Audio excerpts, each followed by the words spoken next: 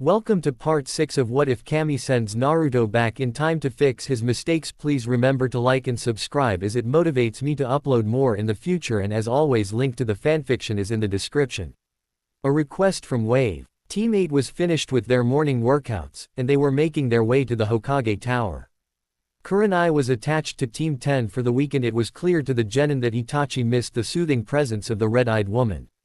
Naruto, Hinata and Shino already had multiple conversations and planning sessions on how to set the two up. It boiled down to Itachi being too reserved and Kurenai being too fixed on traditional gender roles, which was strange since she was about female empowerment. The group guessed that she was submissive when it came to relationships. Before Team 8 entered Hokage Tower, an Anbu appeared in front of the group and bowed his head to Itachi. "What is it, Bor?" Itachi asked calmly. Team 8 needs to report to the Hokage. An urgent mission request came in from Wave with a request for Blondie there. Bor reported to his old captain. "Message received, we will be there momentarily." Itachi replied and hurried his team into the Hokage Tower. As they entered the room, Hiruzen smiled. "Good morning, Team 8, just the team I was looking for. Naruto, a request from Wave came in for you and your mother, but your mother said you should be able to handle it." "Gotcha, old man. What's going on in Wave?" Naruto responded casually. "Naruto, you will show respect to your Hokage." Iruka yelled from the corner of the room. Naruto turned his head and glanced dispassionately at Iruka. "Oh, hi, Iruka. My relationship with the old monkey is my own. Please let him explain why we are here." Naruto's dry tone and complete lack of the sensei honorific shut Iruka up. "Naruto is right, Iruka. That is what he has always called me, and I rather enjoy it." Back to the mission, Kaisa sent us a request for assistance to deal with bandits and some missing nin. That makes this a B rank mission, and I wouldn't typically give it to a fresh genin squad. If you would prefer a jonin team, I could set that up. "No need for that. We have Itachi sensei, and our team is not your standard genin team. Plus, that is my home, and we will have basic shinobi support from the first gen graduates." Itachi looked interested at this. "Naruto, Wave doesn't have its own shinobi." Naruto laughed at that while Hinata and Shino looked on confused. "Well, we Senjus are the protectorate of Wave. We funded a shinobi academy and trained up some teenagers and got the children started. Those kids should have graduated earlier this year." The Hokage adopted a firm look on his face and used his firmest tone. "Why did you not inform me that you created another shinobi village?" Naruto looked back at the Hokage blankly. "It is not a hidden village. It is a security force that has shinobi training. Maybe your intel is slacking without the evil old goat hiding in the shadows." Hiruzen growled. "Don't play word games with me, Naruto Senju." Naruto shrugged. "Last I checked they allied themselves with the leaf thanks to us Senju. If you have a problem, take it up with Tsunade. Can we get back to the mission? Are you going to send us or what?" Itachi bonked Naruto on his head for his rudeness. "I understand your hesitation, so why not send us with another genin team? Surely, I and another jonin sensei would be more than enough to deal with anything." Hiruzen nodded at this and inspected the genin roster. "Okay, Team 7 is free and they have been bothering me about getting a C rank mission." The Hokage smiled and looked at Itachi. "I would give you a chance to go on another mission with your senpai as well, Itachi." Naruto and Hinata groaned while Shino buzzed with agitation. "I think we would rather go alone, Lord Hokage," Hinata said on behalf of her team. Hiruzen cocked an eyebrow at the young Hyuga. "Care to explain?" "Of all the rookie teams, Team 7 has refused every attempt we have made to reach out. Not to mention the Uchiha is a complete ass and Kiba is a horndog while Sakura is pretty useless." Hinata broke it down in a bland tone. Her confidence and the way she spoke surprised everyone, including Naruto. "Well then, this will be a good opportunity for them to bond with their peers. Thank you for volunteering to assist them, young Hyuga." Hiruzen replied cheerily before placing his pipe in his mouth and waving the team out. "Okay team, I will find Kakashi. Be at the front gate, fully loaded, in 2 hours. Prepare for a 2-week or month-long mission." Itachi ordered his genin. 2 hours later, Team 8 was waiting alongside Team 7 for their jonin instructors to show up.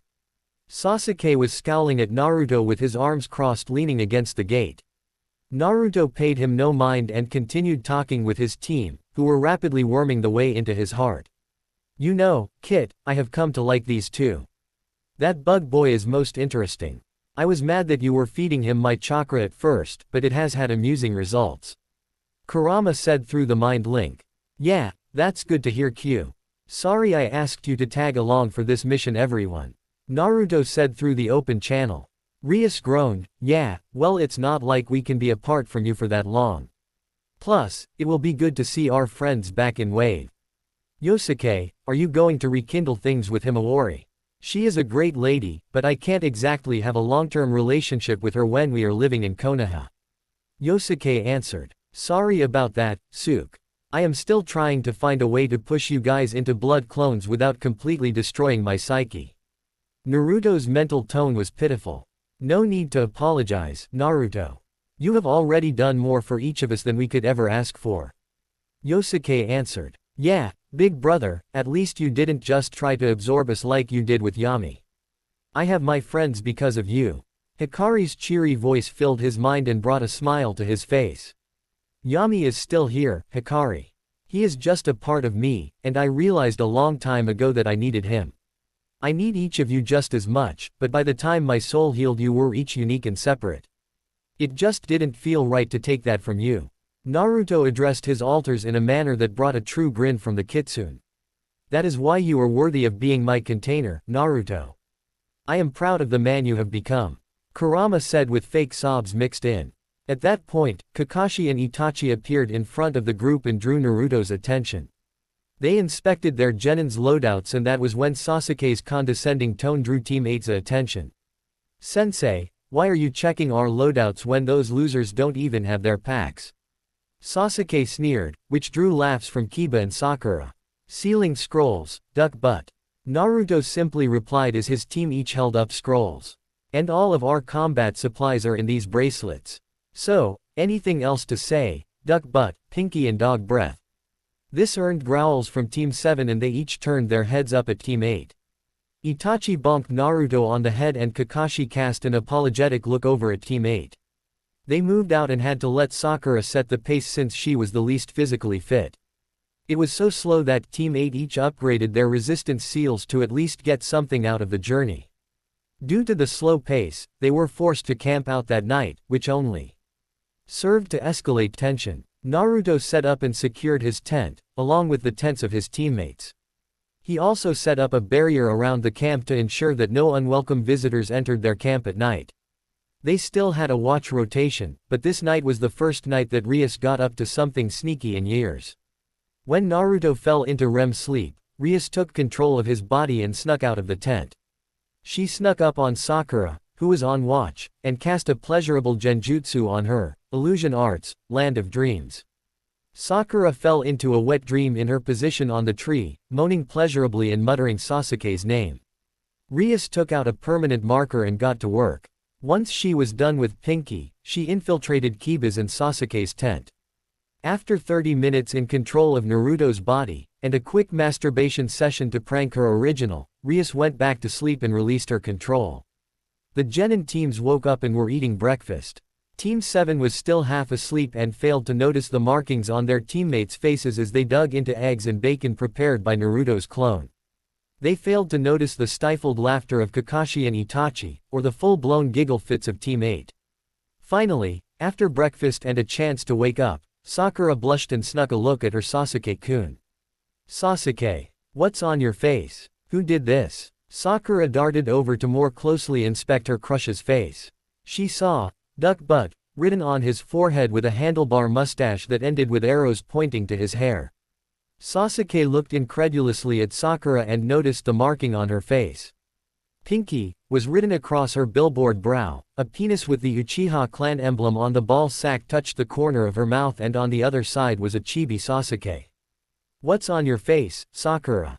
Kiba looked up and broke out laughing. That was until he noticed the raucous laughter from Team 8 and saw Naruto pointing at him. Kiba took a kunai out of his pouch and inspected his own face as Akamaru whimpered.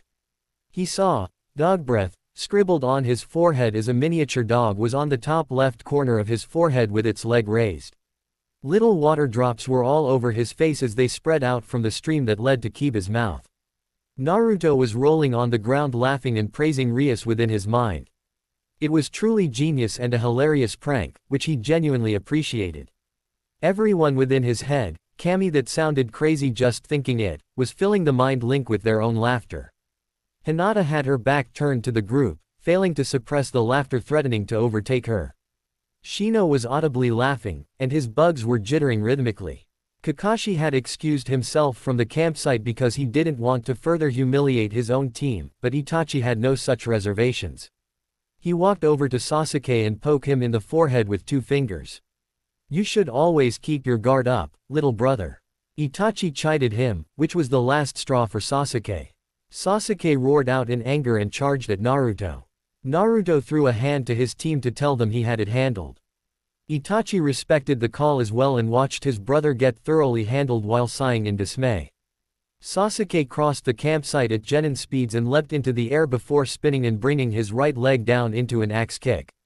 Naruto, who had long since stopped rolling on the ground in laughter, rolled out of the kick's path and used the momentum to kip up and land on his feet. Sasuke's foot impacted the ground and left small, spider web cracks at the point of impact. Sasuke looked up at Naruto and scowled deeply. "You will no longer disrespect the Uchiha clan, Senju scum. You will fall under the might of the Uchiha." Sasuke roared before dashing at Naruto again. Itachi and Kakashi grabbed Kiba and Sakura respectively to stop them from entering the fight. The 2 cast betrayed looks at a Kakashi, who simply smiled and shrugged. Sasuke launched into a flurry of blows, making Naruto actually use his hands this time to deflect the flurry. The Uchiha had improved moderately, and with the resistance seals activated, Naruto actually needed to fight the raven-haired boy. Naruto began threading counter-attacks into the taijutsu battle, and each one clearly affected Sasuke in a significant way. The battle was clearly one-sided, but Sasuke's rage kept urging him on. As Sasuke's frustration grew and his body couldn't keep up with the blurring assault of the Senju's fists, he subconsciously began channeling chakra to his eyes. As the itch grew and another blow impacted on Sasuke's abdomen, he hunched over in pain and the world took on a different tone. The spittle dribbling from his mouth seemed to fall to the earth slower, and Sasuke saw the world in more detail than ever before. As Sasuke rose back to his full height, he glared at Naruto, who looked at him in an amused fashion. "Congrats, duck butt, you've finally unlocked your eyes. Of course, it was only 5 or so years after your brother, but congrats nonetheless." Sasuke didn't know whether to jump in joy or tear this impudent Senju apart limb by limb. A hand on his shoulder made the decision for him. He turned and looked into the firm, proud and compassionate eyes of his brother. "That is enough, little brother. It was a harmless prank, and it wasn't actually Naruto. Plus, he helped you unlock your eyes. Let it go, we need to get moving," Itachi said in a calm but firm voice. Sasuke tsked, before turning his back on Naruto. "You are lucky my brother is here, Senju. Next time we fight, I will end you. With these eyes, you can no longer defeat me." Naruto, sickened by the cocky and condescending tone, decided he couldn't let him have the last word. "Oh, really? Well, last I checked Hashirama never lost to Madara and spared his life twice on the battlefield. I am sure I can give you many other examples, but you aren't worth the words. Have fun with the marker. If I know the prankster, it will be there for 24 hours. Naruto returned to Team 8, sniggering in delight as Rias confirmed his suspicions. The conversation in his head was raucous and Naruto felt whole for the first time in a while. Hanata had gotten her giggles under control and Shino's hives seemed to have calmed down. Team 7 went to a nearby river and attempted to scrub the marker off their faces. Unfortunately, it would prove ineffective in the face of chakra-reinforced ink that Rias preferred. After scrubbing their faces raw with no effect, Team 7 tried demanding that Naruto undo whatever he did. He told them they were stuck like that for 24 hours from time of application, which drew groans from Kiba and Sakura and a deep scowl from Sasuke. Itachi and Kakashi forced them to move out toward the new land bridge that linked Wave to the Land of Fire. The journey was awkward, and it was clear that the tension from the prank didn't help bring the two teams closer. Before they arrived at the bridge, a group of bandits dressed like pirates appeared in front of the genin teams. At the front of the group were two ninjas that Itachi and Kakashi recognized from the bingo book. The demon brothers were leading a group of 20 pirates, and they addressed the group. The land of waves is closed for business. Turn around, Konoha ninjas, or PSH. Gozu broke out in a fit of laughter, pointing his gauntlet at Team 7, whose faces were still covered in permanent marker. Mezu looked over and began laughing uproariously, followed by the rest of the pirates. Naruto sighed, he thought he changed this part of the timeline. Keami, what the fuck were these two worthless farts doing here? Oi, Gozu, Mezu, why the fuck aren't you two back in Kiri? With all the money I sent that redheaded beauty, she should have wrapped things up by now. Naruto got their attention. Mezu cocked an eyebrow, who the hell are you, Gaki? And what the fuck are you talking about? Naruto buried his head in his hands, deeply saddened by the implications of the presence of these two. Look here, dumbass. Last I checked, Maid Terumi was finishing up the rebellion. She should be the Godime Mizukage by now. Since y'all are pretending to be pirates, I call for a parlay between Team 8 and your leader, who I am assuming is Zabuza Momochi. Everyone looked incredulously at the blonde boy calling for a parlay. Of course, they were pirates, and they must respect the tradition, but how in Kami's name did he know about Zabuza? Kakashi and Itachi each scrutinized Naruto, wondering why and how the boy would be connected to a foreign nation that had been locked in a civil war for the past decade. Gozu stepped forward and growled. How did you know our leader was Zabuza? How do you know so much about Kiri? Naruto shrugged, the land of waves is under the protection of the Senju, i.e. me and Tsunade Senju. During our stay here, we saved refugees and slaves from Kiri and gave them a home. I have been communicating with Mei for the last 3 years and using profits from my family business to send her funds and supplies. Now, I order you to stand down and honor the tradition of parlay. Gozu looked to Mezu and had a whispering conversation. The group of pirates stood in an awkward silence, not knowing what to do and grumbling about not being able to kill a bunch of brats. Meanwhile, Kakashi and Itachi were having a conversation between themselves, wondering exactly how they should move forward. We will need to go consult our leader. You can't get through the bridge anyway, it is blocked by a barrier. You will wait here, Gozu said. No, we will not. I made those barriers and as I stated, this land is under my protection. I will not be waiting for Zabuza's lazy ass because we have been traveling for the last day and a half. I will meet Zabuza here with 3 of my companions tomorrow at noon. That means he can bring you 2 knuckleheads, Ice Girl and himself. If he doesn't feel like listening, inform him that Mei will melt his balls off if he raises another finger to my people. The demon brothers made a nod with their head and the pirate group cleared the way for the 2 teams. It was clear that the brat knew too much, and they doubted they could handle him and 2 Jonin instructors. Plus, they knew pirates, even well-trained ones, were nothing in the face of 2 Jonin. Teams 7 and 8 just cast strange looks at Naruto before walking cautiously past the group of pirates and onto the bridge. Halfway onto the bridge, there was a guard station and Naruto saw a group of defenders sitting behind the barrier looking frazzled and nervous. When they saw the 2 Konoha teams, their shoulders relaxed, and smiles flashed upon their faces. Then Naruto emerged from behind Itachi and the guards cheered. Lord Senju, it is great to have you back. Lord Senju, thank you for responding to our call. Lord Naruto, thank you for protecting our people. Each exclamation made Sasuke drown in jealousy and the other genin look at him in confusion. Naruto returned the greetings and made sure that the barriers would continue to hold. It wasn't this barrier he was worried about, but the emergency barriers seal array centered out of the police headquarters. If his guess was right, the seal had been active for days and would be running low on chakra. Thanks guys, and enough with the Lord crap, I am just Naruto. I will be heading to police HQ to talk with Kaisa, hang in there. The pirates should leave you be until tomorrow, but don't let your guard down. Naruto said abashedly. Yes, Lord Senju. The guards replied in unison, with smirks on their faces. Team 7 and Team 8 made their way to the end of the long bridge. Sasuke finally had enough when he saw the plaque at the end of the bridge. The Great Senju Bridge, thank you to the Senju clan for guiding Wave into an era of prosperity. We will always remember and honor your contributions. What the fuck, Senju? Why the fuck is the bridge named after your family? Sasuke growled, which made others look at him with confused looks. Naruto sighed, really not wanting to deal with this bullshit. Look, Sasuke, when I fled Konoha and found Tsunade, we ended up settling down here. Let's just say we helped the place out and they were grateful. Now, shut up and follow me. Sasuke was about to retort, but it was shut down by Itachi and Kakashi. As the group walked through the town, literally everyone greeted Naruto and groups formed up around him. He drew so much attention that very few villagers even noticed the markings on Team 7's faces. Naruto greeted the crowds graciously as the tension that hung over the village immediately dissipated in his presence. It took 15 minutes after leaving the bridge for Team 7 to make it to the police HQ. Upon entering the HQ, Itachi let Naruto take point since it was clear that this was his home and his people. Naruto walked confidently to the main office of the building, completely unobstructed by the officers that were holding down the fort.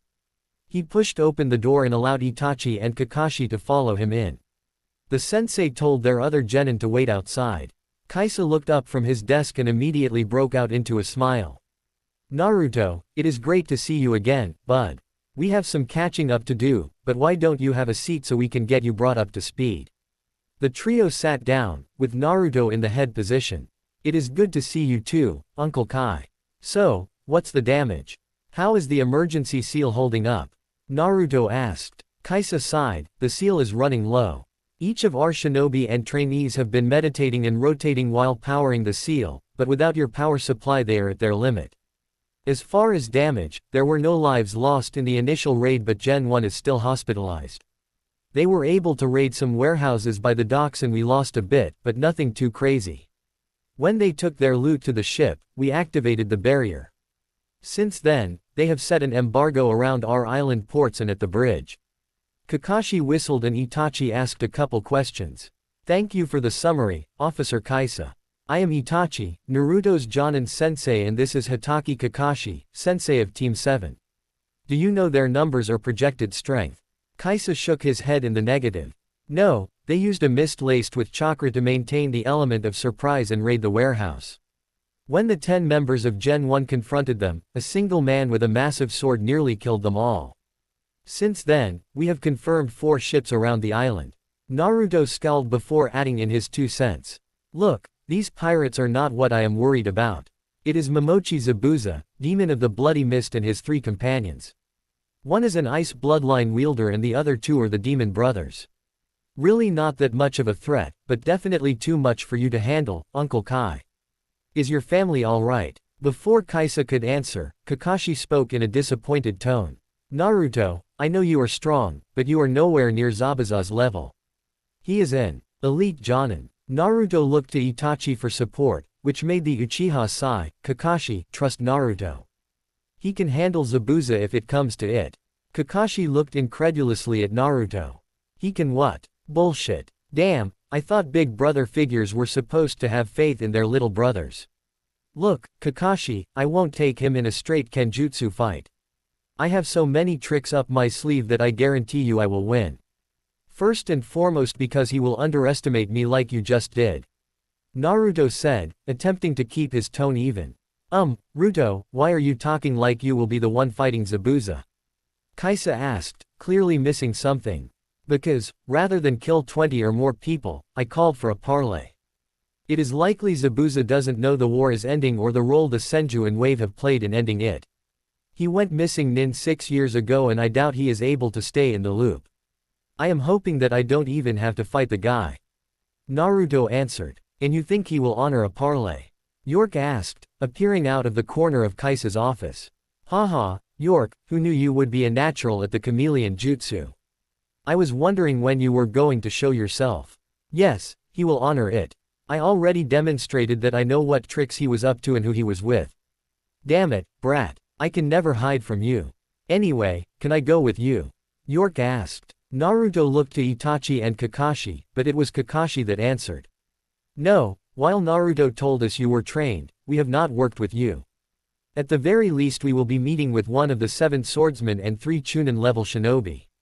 Naruto shot an apologetic look at York. Look, York, Shizune would skin me alive if I brought you with and you died. You are paying for our services, so let me deal with this. York protested the decision. If she would skin you alive, what would she do to me if you were hurt?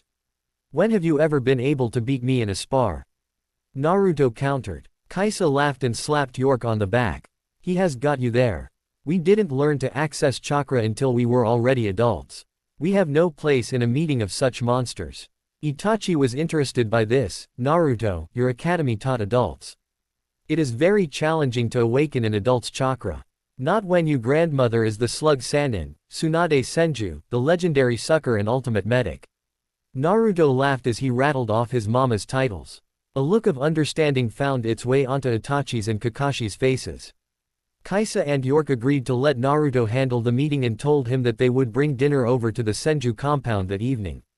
Naruto left the HQ with Team 7 and 8 in tow and guided them to the Senju villa. The teams marveled at the beautiful villa that was being kept clean by a couple of the women that Naruto saved from Gato. Sasuke fumed in jealousy at the popularity and hero worship of the Senju clan on this whole damned island. He saw Senju crests flying over many stores in the town and now he sees the upscale villa that they owned outside of Konoha. It agitated his inferiority complex and put him into a truly foul mood. Despite the dark cloud hovering over Sasuke, the other genin were enjoying the beauty of the Senju villa. Kiba and Akamaru were working out some of their pent-up energy by running through the gardens and training grounds. Hinata was taking her time appreciating the garden and natural beauty of the island. Shino was looking for bugs in the garden and Sakura was hovering over Sasuke in an attempt to comfort him. Itachi, Kakashi and Naruto were discussing a game plan for the parlay session and coming up with contingency plans. Since Naruto was the one to call for parlay, and he was the elected representative of Wave, he would be the one heading negotiations. They were sure this would get a reaction out of Zabuza, but Naruto assured them that he could handle it. Their meeting was cut short by the arrival of Kaisa, Tsunami, York, Himawari and Yosuke, who Naruto had let out of the seal to spend time with his love interest. While the Konoha teams enjoyed a nice dinner at the Senju villa, two demon brothers walked nervously onto their leader's ship. In the captain's quarters, a massive man was lounging with his feet up on the desk and playing with a massive sword. There was a ninja in a traditional Kiri hunter mask standing at his right side and she tensed when the demon brothers entered the quarters. Zabuza scowled beneath the bandages that covered his face. What do you two want? Gozu stepped forward and bowed to Zabuza. Zabuza, we have come to inform you that two teams of Konoha genin have entered Wave. When we attempted to stop them, a genin named Naruto Senju claimed that this land was under the protection of the Senju. He also claimed that Mei Terumi and the rebels have won the rebellion and that he has been providing aid to the Kiri rebels for the last 3 years. He called for a parlay. Zabuza grabbed his sword with one hand and leveled it at Gozu's neck before scowling deeply. And you just let them pass? Are you a complete idiot? Mezu stepped to his brother's defense. He called for parlay. It is clear that he knows our ways and we couldn't refute his claims. Plus, I got the feeling that he could have dealt with us easily, not to mention the two Jonin. Haku placed a calming hand on Zabuza's shoulder. Master Zabuza, I believe they did the right thing. If what they claim is true, we can return home. The only reason we resorted to piracy was to fund another attempt at a coup. If it is not needed, then we no longer need to live on scraps. Fuck it. When is this parlay? I will just deal with them then. Zabuza asked, clearly infuriated by the situation. The next day at noon, the genin of Teams 7 and 8 were waiting at the guard post on the bridge behind the barrier. Naruto had used Kurama's chakra to charge the chakra storage attached to the barrier, which was greatly appreciated by the exhausted Wave shinobi. Naruto, Kakashi and Itachi decided to go to the parlay with just the three of them, to the loud protests of Sasuke and Kiba. Kakashi left a shadow clone to keep the genin in line, but ready to assist if worst should come to worst. Itachi, Kakashi and Naruto were waiting at the clearing in front of the bridge as a mist began to pour in from the tree line across from the bridge. Naruto didn't feel like dealing with the headache the mist would cause, so he took a deep breath and thought, "Wind style, great breakthrough," before he exhaled a mighty gust of wind that blew away the mist. The Konoha group immediately felt the surge of killing intent coming from the forest. "Damn it, brat, couldn't you let me make my intro?" Zabuza said while sauntering out of the wood line with his massive cleaver slung over his shoulder. "While I can appreciate a flashy entrance, I don't trust you enough to let you have your mist." Momochi Zabuza, wielder of Kubokiribocho and master of the silent killing technique. Why don't you have your 3 tools join us? Yes, I can feel the ice user. Naruto stated calmly. Zabuza made a slight motion with his head and 3 shinobi dressed in various Kiri attire appeared behind Zabuza. Zabuza stepped forward and stopped approximately 20 meters away from Naruto. What the fuck is that on your face, brat? Everyone got into a position where they could see Naruto's face clearly. His eyes were shadowed in a deep, forest green with the markings descending from each eye in a fang-like pattern. On the center of his forehead, markings that looked like a giant tree were prominently displayed. Itachi gasped when he saw Naruto in his Sage mode for the first time, and he activated his Sharingan. There was a film of natural energy hovering around Naruto's body and the density of the energy inside his body was nowhere to be seen. The natural energy was shielding Naruto's chakra signature, as if he were protected by the Senjutsu chakra. Don't worry about it. So, Zabuza, for what reason do you attack lands protected by my clan? Naruto asked in a powerful tone that left no room for bullshitting.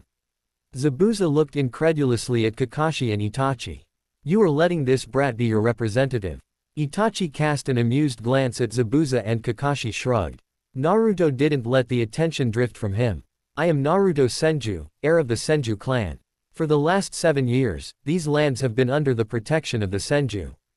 I will ask you again, for what reason do you attack my lands and steal from my people? Zabuza scowled. I don't negotiate with brats that aren't even out of their diapers. Very well, by rules of parlay, as the aggrieved party, I will set the rules of our duel. The duel will be a duel to first blood. Do you accept these terms? Naruto challenged. Zabuza barked out a laugh. Very well, brat. Don't go crying to mommy when I cleave you in half. Haku, will you join Itachi Uchiha as presiding over the duel, please? Naruto asked loud enough for all to hear. Haku reeled back, clearly rattled by the fact that Naruto knew who she was. How do you know who I am? I have been in communication with Mai Terumi, who has been looking for your little group for the better part of 3 years. Once I beat Zabuza, I expect the pirates to vacate the oceans around Wave Country and you are to report to Mai Terumi. Zabuza, what do you wish for if you beat me? Zabuza pondered the idea. I will claim $1 million worth of food and supplies from Wave Country. Very well, Itachi and Haku, if you please. Naruto said calmly. Kakashi looked supremely uncomfortable when he saw Itachi walking forward as if nothing was wrong with letting a genin fight against a legendary swordsman of the mist. Before Kakashi could protest, Naruto put a calming hand on his shoulder and let some of his overflowing natural energy sink into Kakashi. Naruto gave his shoulder a gentle squeeze, winked and turned around to face Zabuza. He unsealed his mother's katana, Benihime, whose midnight black blade gleamed in the light and the bloody color red hilt promised blood to be spilt. Naruto took a ready stance with his left arm pointed toward Zabuza and his right arm bent and parallel to the ground at shoulder level. Zabuza saw the blade and gasped. That blade was legendary among swordsmen. Then he saw the stance and he suppressed a shiver that was racing down his spine. Kid, where did you get that blade? Naruto smiled menacingly at Zabuza. Maybe if you beat me, I will tell you. Naruto closed his eyes and disabled all restrictive seals on his body, knowing that would be necessary to keep up with Zabuza. Zabuza smirked at the challenge, letting his bloodlust flow throughout his body, creating a demonic aura behind him. He flared his ki and was marginally impressed that it had zero effect on the boy in front of him. Zabuza cast a look at Haku, demanding that the duel be started immediately. Haku glanced at Itachi, who nodded calmly with a small smile on his face. Begin. Zabuza blurred forward with the massive form of Kubokiribocho held in 2 hands to his right side, ready for a diagonal slash. Naruto waited for the incoming swing before using Benihime to parry the blow over his head as he ducked the attack. Zabuza, undeterred by the parry, launched a knee at Naruto's chest and used the momentum of his sword to swing into a spin that would allow him to move into an overhead chop. Naruto saw the knee and pivoted on his knee before spinning around Zabuza and bringing Benihime overhead to redirect the downward slash. Zabuza's cleaver screeched as the momentum of the sword put Benihime's craftsmanship to the test. The momentum of the downward slash was too great and Zabuza felt a slash on his left calf. Naruto spun into a backflip to create distance from Zabuza before landing on his feet and slashing his sword to clear the blood from the blade. Haku stepped forward in a hesitant tone and began speaking, "Winner." Before Haku could say anything further, Zabuza flew into a rage and unleashed a flurry of slashes and swings at Naruto. Thanks to the enhanced senses granted by Sage Mode, Naruto was able to dodge and dance through Zabuza's attacks. As the rage and bloodlust clouded Zabuza's judgment, it also empowered him, increasing his natural strength and speed. Naruto's smaller body began to struggle to keep up with the increased pace of Zabuza's frenzied slashes. As Zabuza spun into another powerful spin attack, Naruto created 10 shadow clones around him and ducked under the slash before phasing into the ground using Earth-style, underground projection fish technique, which allowed him to move underground and reposition himself. As Naruto was underground, half of his clones used their chakra imitations of Benihime to put pressure on Zabuza. Despite the clones not being as powerful as the original, 5 swords covered in wind chakra were a threat to a ninja of any rank. As Zabuza was put on the defensive for the first time in the fight, the 5 shadow clones began molding their chakra and weaving through seals. In unison, the clones called out, "Earth-style mud flow river." Immediately, the influence of a massive amount of Naruto's chakra on the earth around the duel immediately turned into a raging river of mud that swept Zabuza and the shadow clones up in its current indiscriminately. As the tall swordsman lost his footing and was encased in the muddy river, the real Naruto rose out of the ground next to Haku. "Since your master violated the terms of the duel, I am going to incapacitate him. I expect you to honor your end of the bargain." Before Haku could respond, Naruto blurred forward at intense speed and held out both hands, making guns out of his pointer fingers. He called out, "Water-style, water pistols," before he began peppering Zabuza with condensed, high-speed water bullets. Each bullet that missed, made a sizable splash in the mud around Zabuza after penetrating nearly 6 inches. Each bullet that landed on Zabuza drew a groan of pain out of the scary swordsman and did real, internal damage to him. After receiving nearly 30 water bullets while being dragged toward the tree line by an irresistible muddy current, Zabuza's head slumped as he passed out unconscious. He continued his muddy trek until his body slammed into a tree.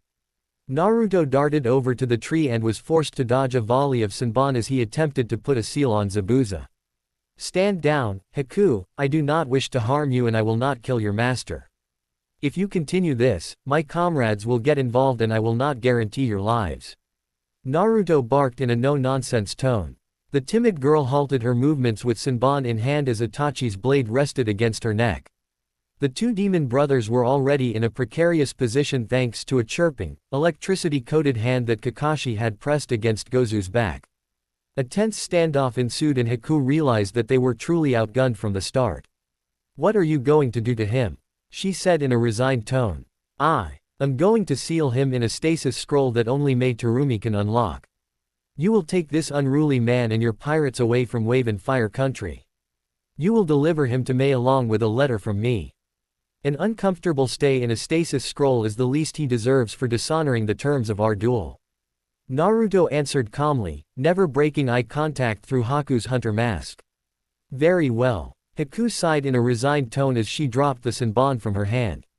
Naruto proceeded to weave through seals before placing his hand on Zabuza's chest. Kanji spread from his chest in thick black lines and came to a halt as its influence sealed Zabuza into a stasis state.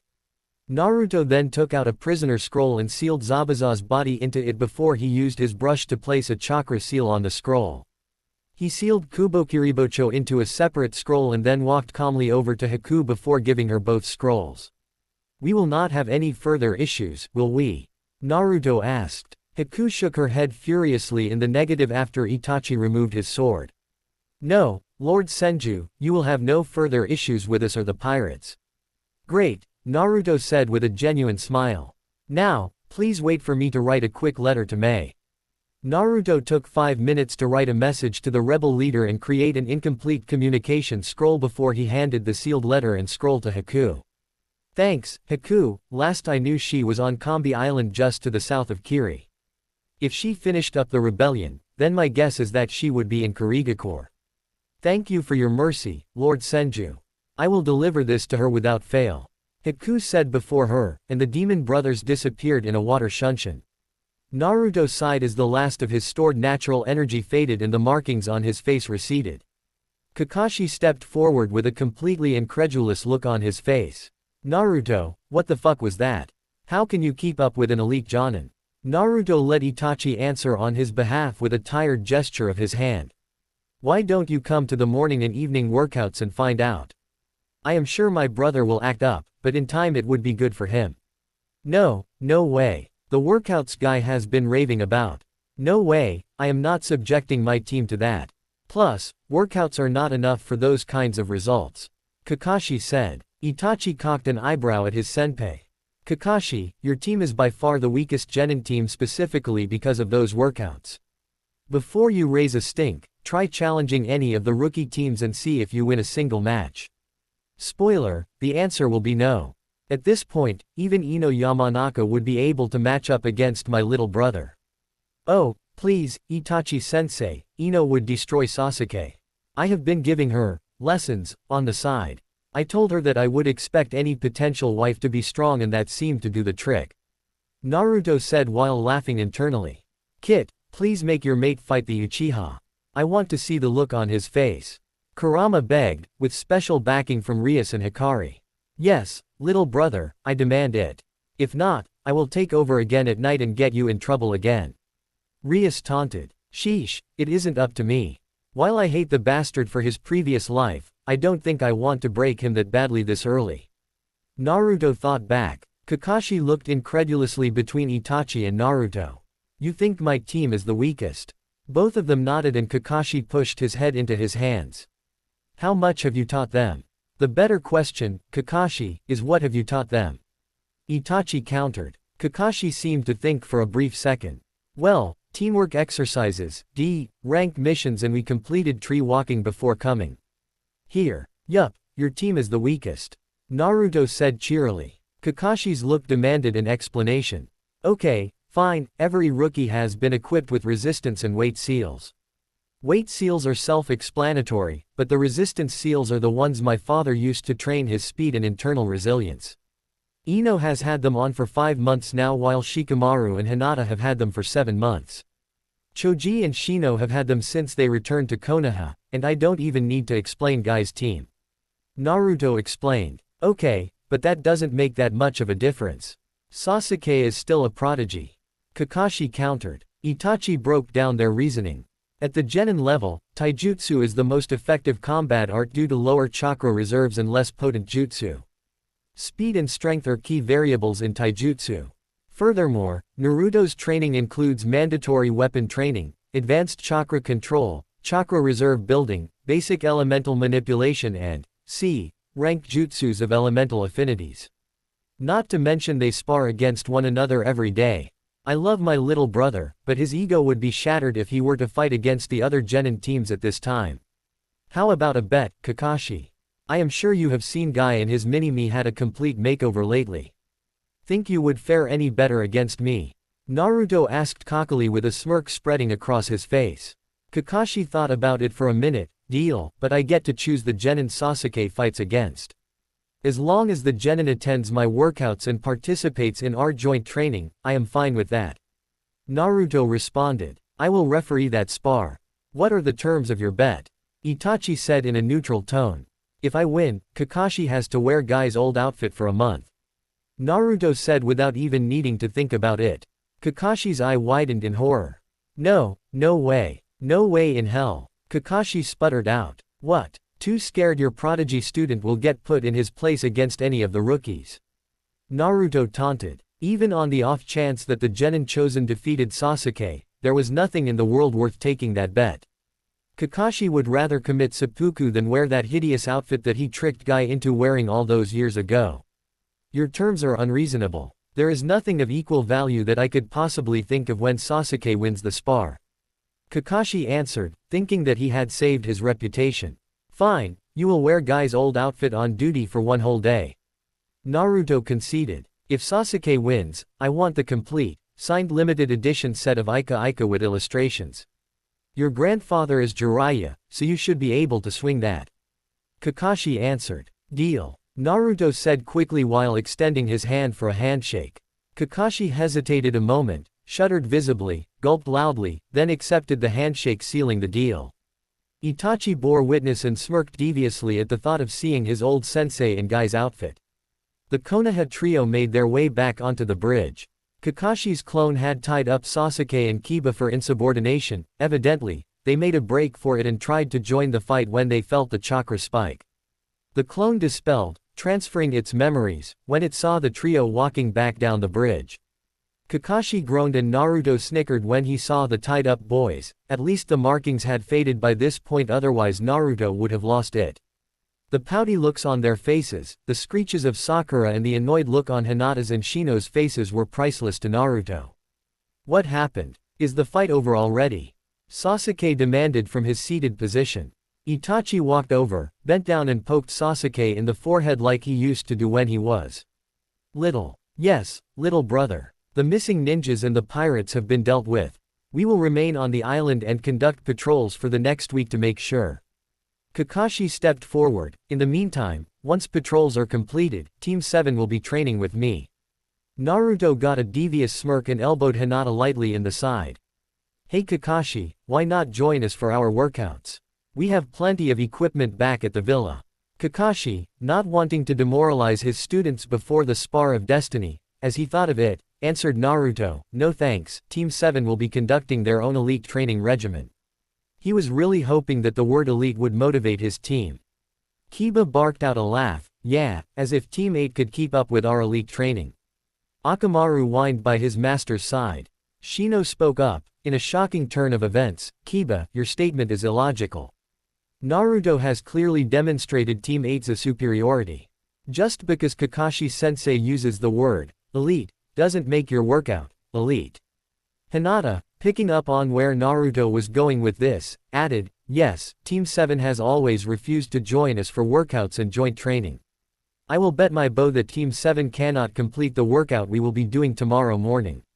Before Kakashi could interfere, Kiba and Sasuke exclaimed, you are on. Subchapter, Date Night in Wave. After catching up with Yosuke once the teams returned to the Senju Villa, Naruto created a wood clone and willingly transferred control of his body to his warrior ego. It was Naruto's idea to make sure that Yosuke could fully enjoy anything that happened during or after the date. Yosuke graciously accepted Naruto's offer and took his time preparing for the date. He dressed in a royal blue, short-sleeved kimono that exposed his chest down to his sternum. He tied his black hair back in a high ponytail and wore wooden sandals with blue straps. Ow ow! Rias exclaimed through the mindscape as Yosuke was looking in the mirror. Looking sharp. Naruto added, finding it strange communicating through this side of the mental link. Get her, big brother. Hikari exclaimed excitedly. If Yosuke hooks up with the human chick, does that mean my kid cheated on his mates? Kurama asked. Your commentary is enjoyable, yet unnecessary. I would appreciate a bit of privacy as I court Lady Himawari. Yosuke said calmly through the mental link before closing it. Naruto, Kurama, Rias and Himawari just smirked because they could still watch what was going on through the big screen that grew to encompass the whole room. Suddenly, the surround sound speakers kicked on, using Yosuke's ears as the audio input. Naruto kicked his feet up onto the coffee table and leaned back into the couch with a contented sigh. So, this is what this feels like. Thank goodness you guys weren't present for my date with Eno. Rias snickered, oh, Ruto, we saved the memory. I give it to you, little brother, you did some good work on that date. Himawari blushed, big sis didn't let me watch after the dinner though. Thank Keami for that, Naruto said exasperatedly. Quiet, we are getting to the good part. Kurama barked as he materialized some beer and popcorn. Back in the real world, Yosuke knocked on the door to Himawari's residence. She chose to stay in Wave and become one of the Gen 1 defenders as well as the manager of the orphanage and academy. Be there in a minute. Yosuke heard a womanly voice call out through the door. He leaned back into the door and looked at the blue and yellow water lilies that he had grown thanks to Naruto's bloodline. They were beautiful flowers and Himawari was a woman truly deserving of such a gift. Yosuke heard the door crack open and turned around to see Himawari. Done up in a light blue kimono with white snowflakes. Her black, silky hair was done up into an ornate bun and she was wearing light blue lipstick and eyeshadow. Her beauty made Yosuke forget to breathe as the warrior froze on the doorstep of a goddess. He was broken out of his stupor when Himawari giggled and twirled to show off her outfit. "So, what do you think?" she asked playfully. Wow. That outfit truly becomes you, my lady," Yosuke answered while still dazed. Himawari blushed a bit and giggled playfully. "Oh, so, I am your lady, am I? If you wish to be, then I humbly accept you to be," Yosuke answered in a whisper to her ear. Himawari blushed and linked arms with the tall man. "I think I would like that. So, where are we going for our date? I have made reservations at your favorite restaurant and then I have a surprise planned for you afterwards," Yosuke answered in a soft voice as Himawari laid her head on his shoulder as they walked. After a stroll through town filled with thumbs-ups and catcalls, the couple made their way into Ocean's Bounty gourmet restaurant. The waiter escorted them to the VIP booth that was reserved for the most prominent families on the island. Yosuke ordered a bottle of white wine that he knew Himawari liked and a started dish of baked scallops before the waiter left and he returned his attention to his beautiful date. The dinner was filled with flirtatious chatter and topics that brought the two closer together. After eating their sushi platter and polishing off the bottle of wine, Yosuke took her hand in his and guided her to the surprise. The evening sky was perfect as stars flittered about and the two walked onto the private docks. Yosuke guided her to a private sailboat that was named Lady of the Wave. He helped her board the modest sailboat before taking control and creating a couple shadow clones to man the vessel. He guided Himawari to the front of the boat, and she saw a blanket and pillows laid out for them, along with some candles, chocolates and strawberries. She slapped him playfully on the arm. "What tonight, just your way of showing off that you always listen to me?" she asked giddily. "And if it were," Yosuke replied in a deep tone, "then I think I would reward you with something like this," Himawari whispered as she leaned forward and placed a gentle kiss on Yosuke's lips. The gentle kiss turned into a kiss of passion as Yosuke's warrior spirit burned a new reason to fight into his heart. The warrior shamelessly pulled on the memories of Rias and Naruto to ensure that he was putting forward his best performance. The two collapsed in a joint heap on the blankets and pillows as the clones guided the sailboat away from the pier and out onto the ocean. The cool ocean breeze and rhythmic bobbing of the waves lulled the two into a state of bliss and contentment. For Himawari, she had been waiting for this man to declare his feelings ever since he saved her from Gato. He was one of the main reasons that she stayed in Wave, despite being guaranteed passage back to the land of water. Who could blame her though? The beautiful land of waves are a war-torn country, it wasn't a hard decision to make. In the mindscape, Naruto had his hands over Himawari's eyes. He had a brotherly instinct to protect and guard his altar's innocence. However, the little blonde elbowed him in the stomach and declared that she was just as old as he was.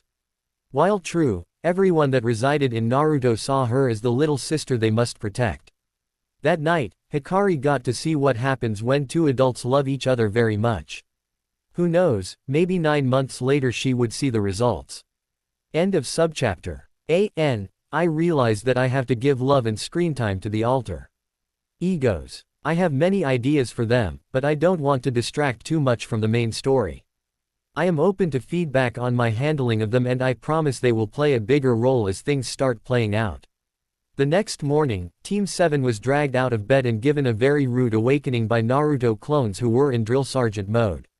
Naruto always did love the movie, Full Metal Jacket, or at least the parts with Gunnery Sergeant Hartman. He channeled his inspiration and prepared one of the most difficult CrossFit workouts that he knew Hanata and Shino could complete. A very tired Team 7 walked out onto the Senju training grounds in their workout attire.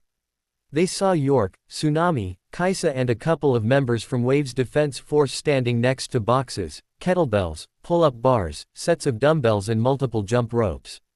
They were intrigued by the workout equipment, but they were confident that they could keep up with anything Naruto could. Naruto ordered them to begin stretching as he explained the workout.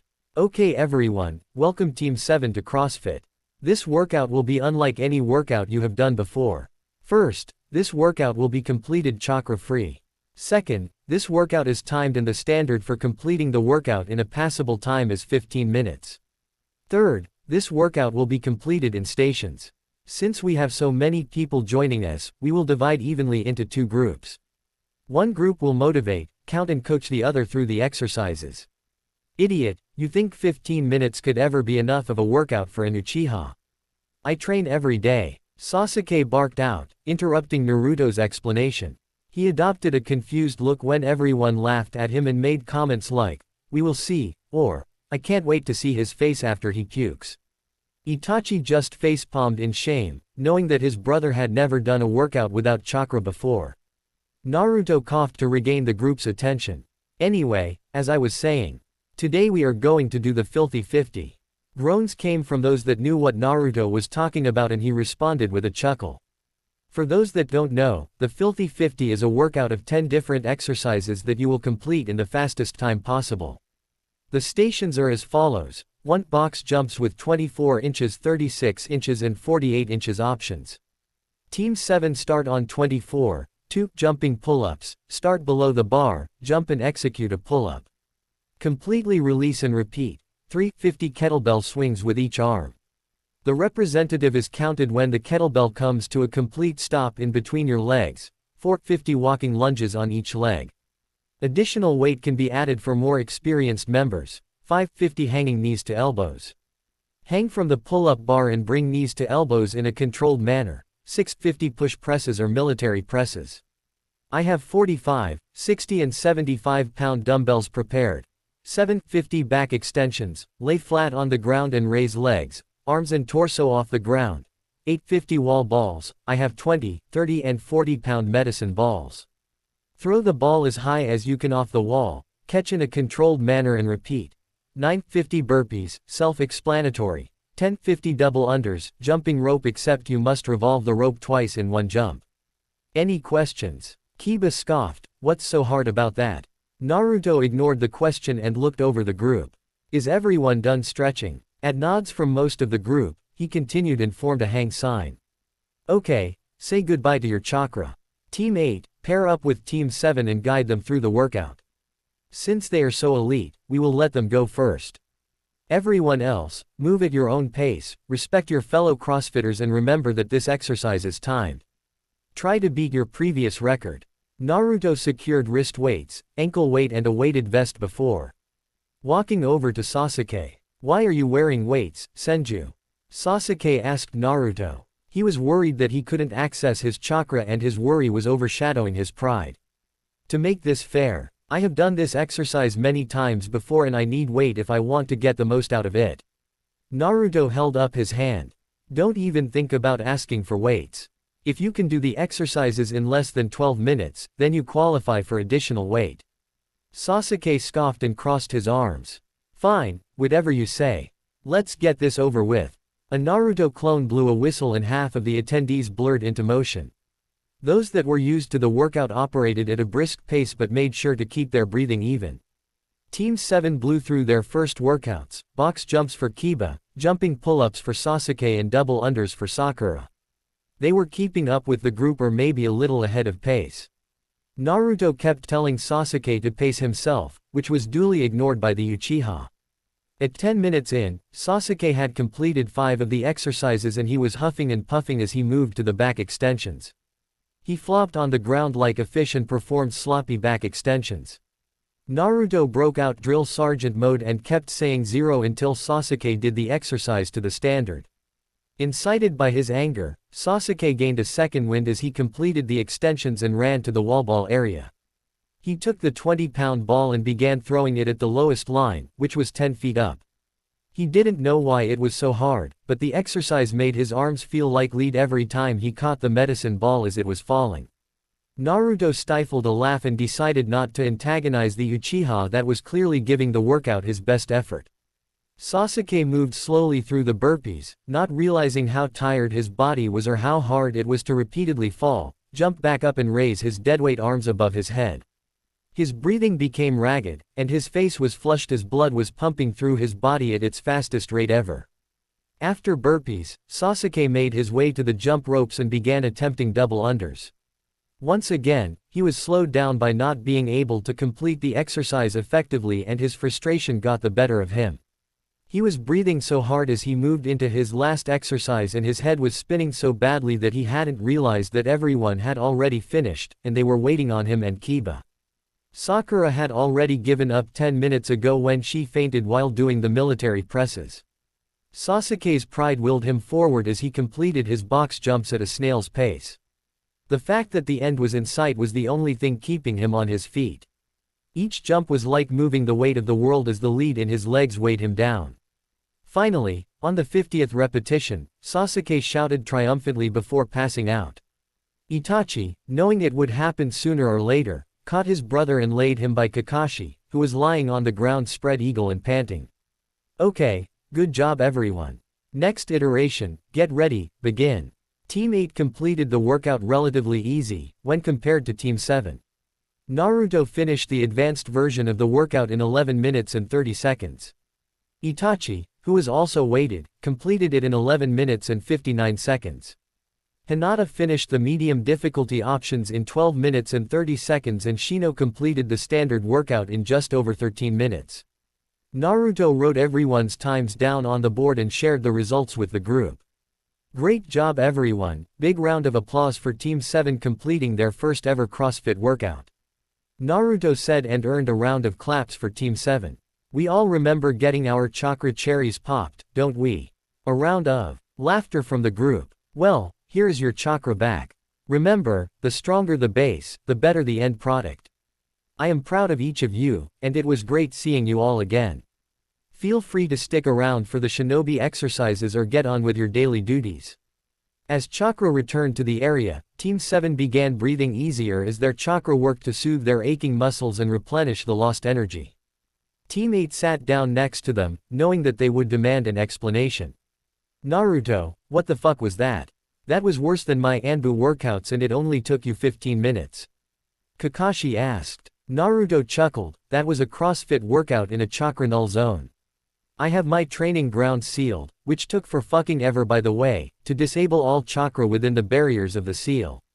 No internal chakra molding, no chakra reinforcement, no healing or replenishment, just you as you were born into the world.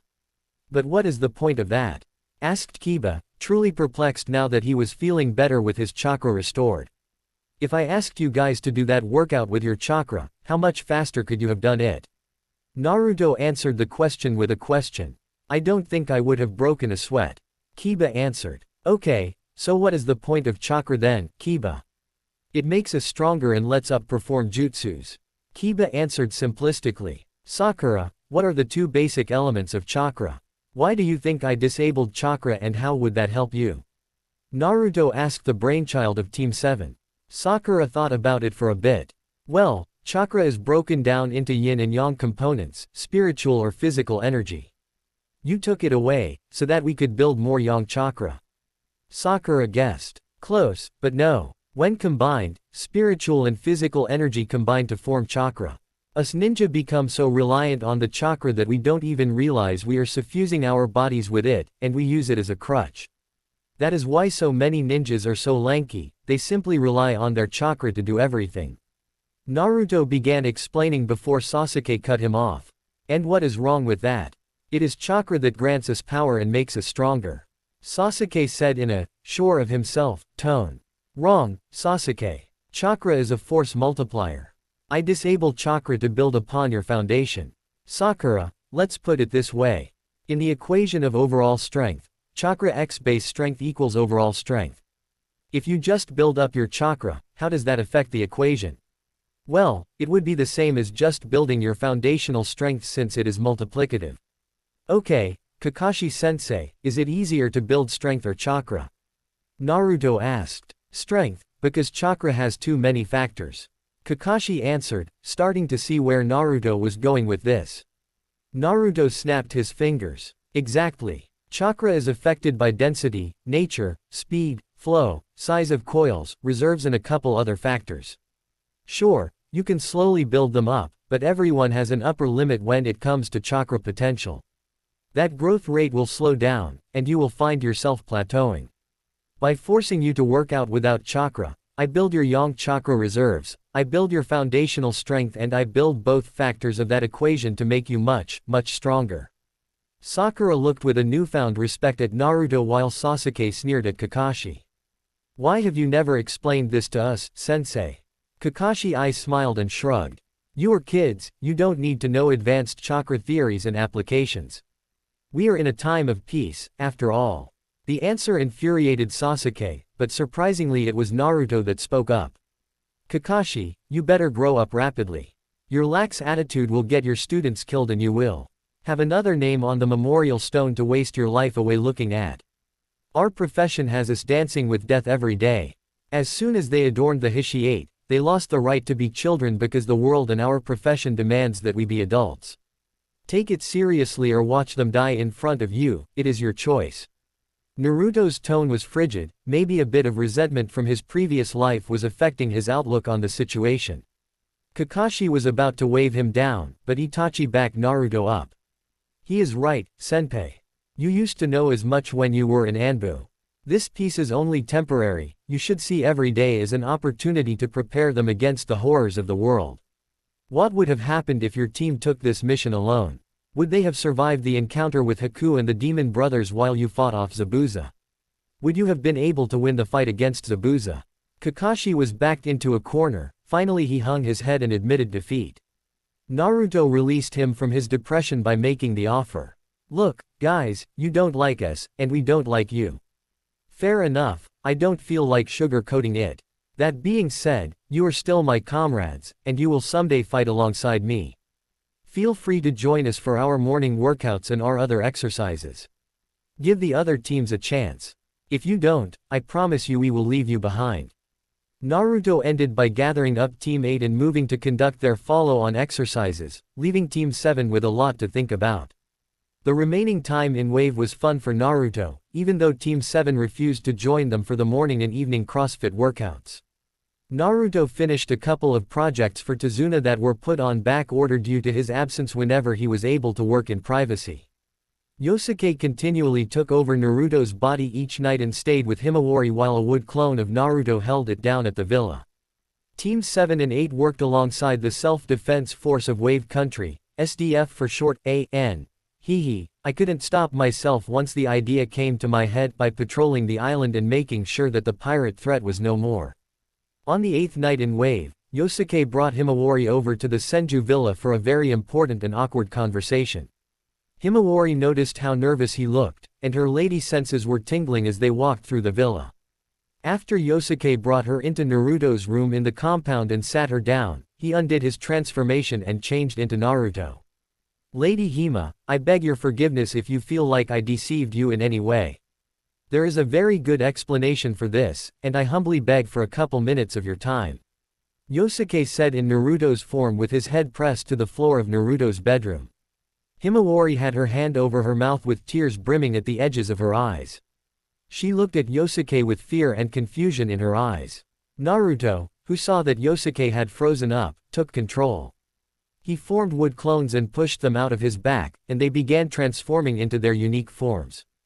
Unfortunately, Yosuke felt so ashamed that the wood clone reserved for him just turned into a clone of Naruto. Okay, Himawari, it is me, Naruto Senju. Yosuke has frozen up and is too scared to come out and deal with this right now, so I will explain as best I can. Naruto then pushed through her stunned mental state and broke into an explanation of his alter egos. It was the cover story he used with anyone that wasn't in the know, but it was true enough. Once Naruto finished his explanation, Himawari broke down crying, which made Rias and Hikari go and comfort her. After a couple minutes, Himawari spoke in a choked voice. Thank you for telling me the truth. Can I speak to Yosuke, please? Q, push him into this one, his warrior ass can't leave his woman crying like this. Naruto thought through the mental link. Got it, Kit. Kurama returned. Naruto created a wood clone and this time it began transitioning into Yosuke's chosen form. He looked downcast and ashamed, unable to meet Himawari's cocoa-colored eyes. She stood from her chair and walked over to Yosuke, whose head was buried in his chest. She tenderly grasped his chin and pulled it up to meet her gaze. Yo-yo, you should have told me sooner, my love. Himawari whispered. Yosuke had tears leaking from his eyes as he refused to break the intimate eye contact. Lady Hima, it was never my intention to deceive you. My first act of independence was the night that I saved you and the other women from Gato. Since then, Naruto has let us have our own lives, but we kept this secret closely guarded. It would do harm to Naruto and the Senju clan if it was known that the heir suffered from a mental disorder. Shish, it's alright. I understand. We have all come to know Rias, Hikari and Naruto. It makes a lot more sense now that I think about it. I only need to know one thing. She trailed off and looked meaningfully into Yosuke's eyes. Do you want to be with me? Yosuke smiled as the tears dried on his cheeks. It is my heart's truest desire. Himawari leaned forward and placed a chaste kiss on his lips. Then we will find a way to make it work, my love. The next day, 9 days after arriving in Wave, Teams 7 and 8 were preparing to leave Wave Country. Naruto prepared multiple pairs of communication scrolls, a set for Wave and him as a professional channel between Wave and Konoha, a pair for him and Tezuna's family and a pair for Himawari and Yosuke. All of the scroll pairings required blood and chakra between the two parties communicating. Since Naruto was the one link to all scrolls, he became the official liaison to Wave, which he kind of already was anyway. 3 days later, Rebel Base on Kambi Island. Mei Terumi was in her office reviewing the plans for the final assault on Kurigakure. Over the past few years, the rebels have managed to secure every island surrounding the main island of Kurigakure and they have taken both southern forts. Fighting at the forts was usually fierce, but it had died down over the past 6 months.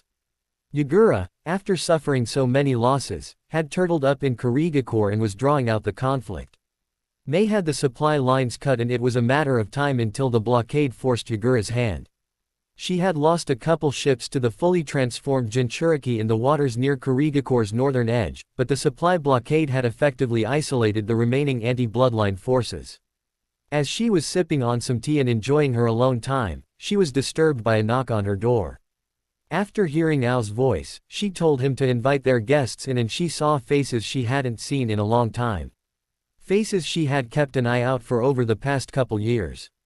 Ah, Gozu and Mezu, long time no see. I was wondering when you would come to join the good fight. Who is your friend here? Mei asked in a silky sweet voice. Lady T. Terumi, this is Haku, a apprentice of Momochi Zabuza. Mezu answered, clearly scared despite the woman's overly sweet voice. Mei cocked an eyebrow as the young girl nodded. Oh ho. And where is Zabuza? Did that idiot finally get himself killed? Ao snickered at Mei's comment. Haku took a hesitant step forward. Lady Terumi, I would like to know if you know a young man named Naruto Senju. Mei made a signal with her hand and 3 guards appeared with blades at the necks of her 3 guests. Where did you hear that name and how do you know he is associated? With me. Haku held up her hands and tried to steady her voice to speak calmly. Zabuza ordered us and our crew to raid Wave Country to try and gain funds for another coup attempt. Haku was cut off by a flare of Mei's killing intent.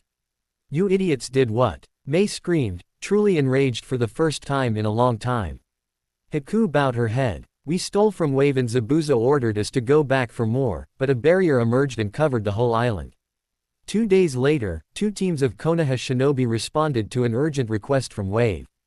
They were led by Naruto Senju, who claimed the lands were under his protection and he invoked the tradition of parlay.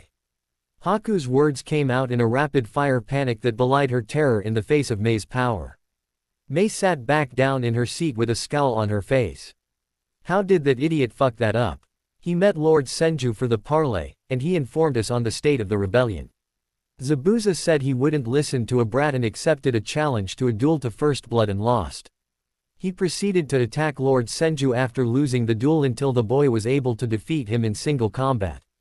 Itachi Uchiha and Kakashi Hatake were also there and acknowledged the boy as the representative of Konoha for Wave Country. They stopped us from interfering in the duel. Haku explained in a rush, hoping to appease the enraged woman. Mei began massaging her temples, hoping that she wouldn't lose one of her greatest allies in the war effort. Anything else? What happened to Zabuza? Haku bowed before speaking again.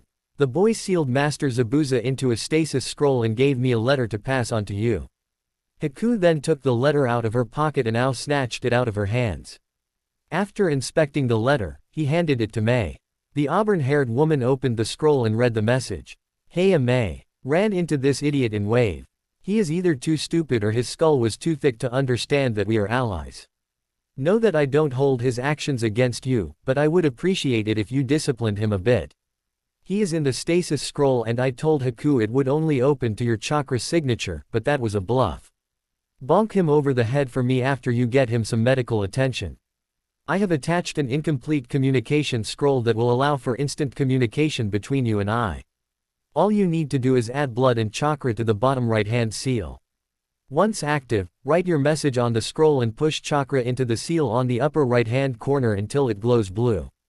If you see the seal on the back of the letter blinking red, it means you have a message from me.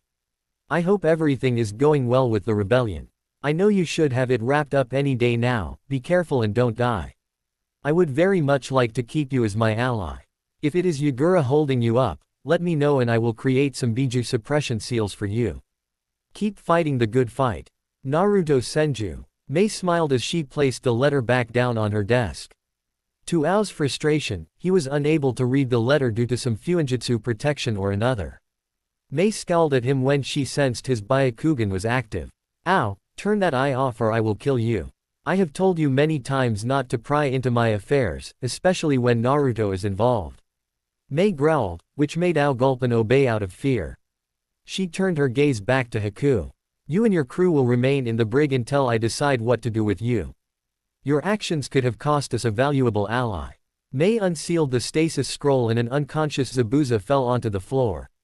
Ao, take this man to the medical bay. He is to remain in cuffs during his treatment. Inform him when he wakes up that I will be holding onto his sword until he proves himself worthy of wielding it once more. Update with the Neighborhood Watch. Naruto and Tsunade had been operating under the moniker of the Neighborhood Watch for several years now. They have done much good, issued warnings, provided assistance and acted as a faceless and benevolent organization that is out to help the world. Really, they don't have a spy network or that much power, they just have Naruto's memories from the past.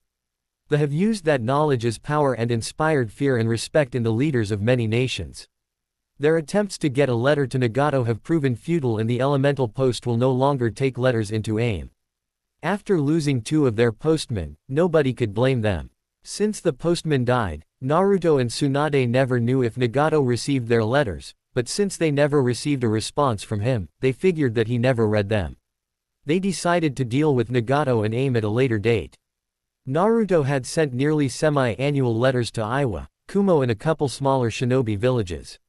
He used his knowledge from missions and revelations of his previous life to scare those leaders into heeding his words. It was a genius bluff that had paid off for the most part. He had never heard back from a minor nation, and only one Kage was willing to sign the Uzumaki blood contract, but Naruto thought that he was still making a difference. After receiving multiple letters from the Faceless organization, each letter coming with a gift that helped to protect his village, decided to trust his benefactor. It confused why all of the seals he received were purely defensive in manner and could only really be used to protect his village, never take the offensive, but it all made sense after he picked Samui and Omoi up from Konoha. Samui immediately showed the Raikage the communication scroll, easily understanding the ramifications this could have if applied to shinobi operations. I saw similar handwriting and sealing that he had been seeing for the past couple years. Then, the kicker, I had a letter from the Neighborhood Watch waiting for him when he got back to Kumo. They thanked him for his participation in the exchange program and for not breaking the trust of either of his new allies. Then AI unsealed the Uzumaki blood contract, and the final piece fell into place for I. His intelligence department had informed him of the Senju family and their impact of Wave and Suna. Funnily enough, most of the impact was done through the efficient use of seals and skilled application of ninjutsu. Merchants sent to Wave and Suna reported seeing homes protected and improved with seals that improved everyone's quality of life. He had received seals that improved everyone's quality of life and that protected his village. Seeing the Uzumaki name, knowing them to be the cousins of the Senju, let I piece everything together and sign the blood contract without much hesitation. That left him with this message. Lord Raikage, I am glad that I can finally share my identity with you. I am Naruto Senju Uzumaki, and I am sure that you met me when you stopped by Konoha. Samui and Omoi are great shinobi and I instructed each of them to the best of my ability, since our academy standards have fallen so far. Feel free to test them, I am sure they will be the best in their generation. I invite you to join me for a CrossFit training session during the Chunin exams, and it would be great if your brother B could join us. Anyway, I will continue to be your ally and I will continue to help Kumo. If you ask me why, I will tell you that I am barred from disclosing that information by a contract more powerful than the one you just signed. I simply ask you to trust me, at least until we can meet and speak at the Chunin exams. All that being said, the serious message I have for you is that the Akatsuki will start moving soon. Make sure to clean out your council and protect your Jinchuriki. I recommend liberal use of the truth seals during routine screenings. As of now, I have been able to use the neighborhood watch to help prepare each village as best I can. I cannot understate how dire a threat they are. I hope to see you soon enough. Naruto Senju Uzumaki, Konoha head of neighborhood watch.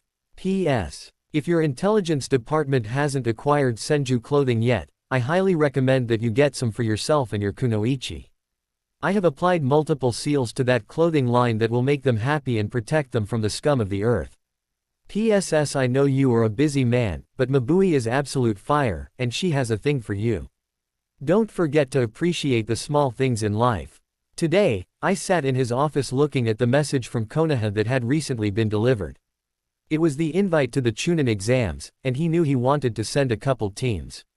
It would be the first time since the Hyuga incident, but enough time had passed, and Kumo had made amends. Making his decision, he called Mabui, the silver-haired beauty, into his office. Mabui, please bring me Darui, Yugito and B. Back in Konoha, one day after leaving Wave, Hiruzen leaned back into his chair after listening to the mission report from Naruto, Itachi and Kakashi. The other genin were dismissed and Hiruzen was mulling over the implications of what Naruto just shared with him. Naruto, do you understand what could happen if it was discovered that Konoha was providing aid to rebel forces of a foreign nation? Hiruzen sighed out while rubbing his temples. Do you understand that I never once associated the aid I sent with Konoha? Never once did I ask for anything back or anything that would benefit Konoha. I simply did what was right under the Senju name and I will continue doing so.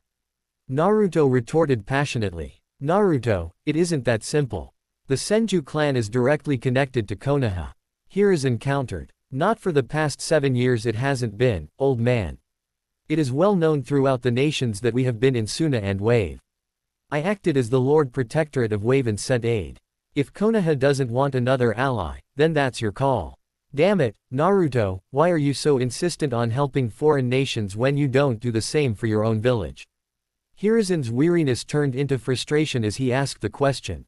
Itachi and Kakashi squirmed uncomfortably as they were thrown in the middle of the argument between their Hokage and Naruto. I have sold my seals to Konoha just the same as the other villages. If the stupid council wasn't so proud and stingy you already would have received the security upgrades. Once Konoha regains my trust, I will share Uzumaki clan Fuinjutsu levels 1 through 5. I am not being unfair, I am simply securing my clan's future.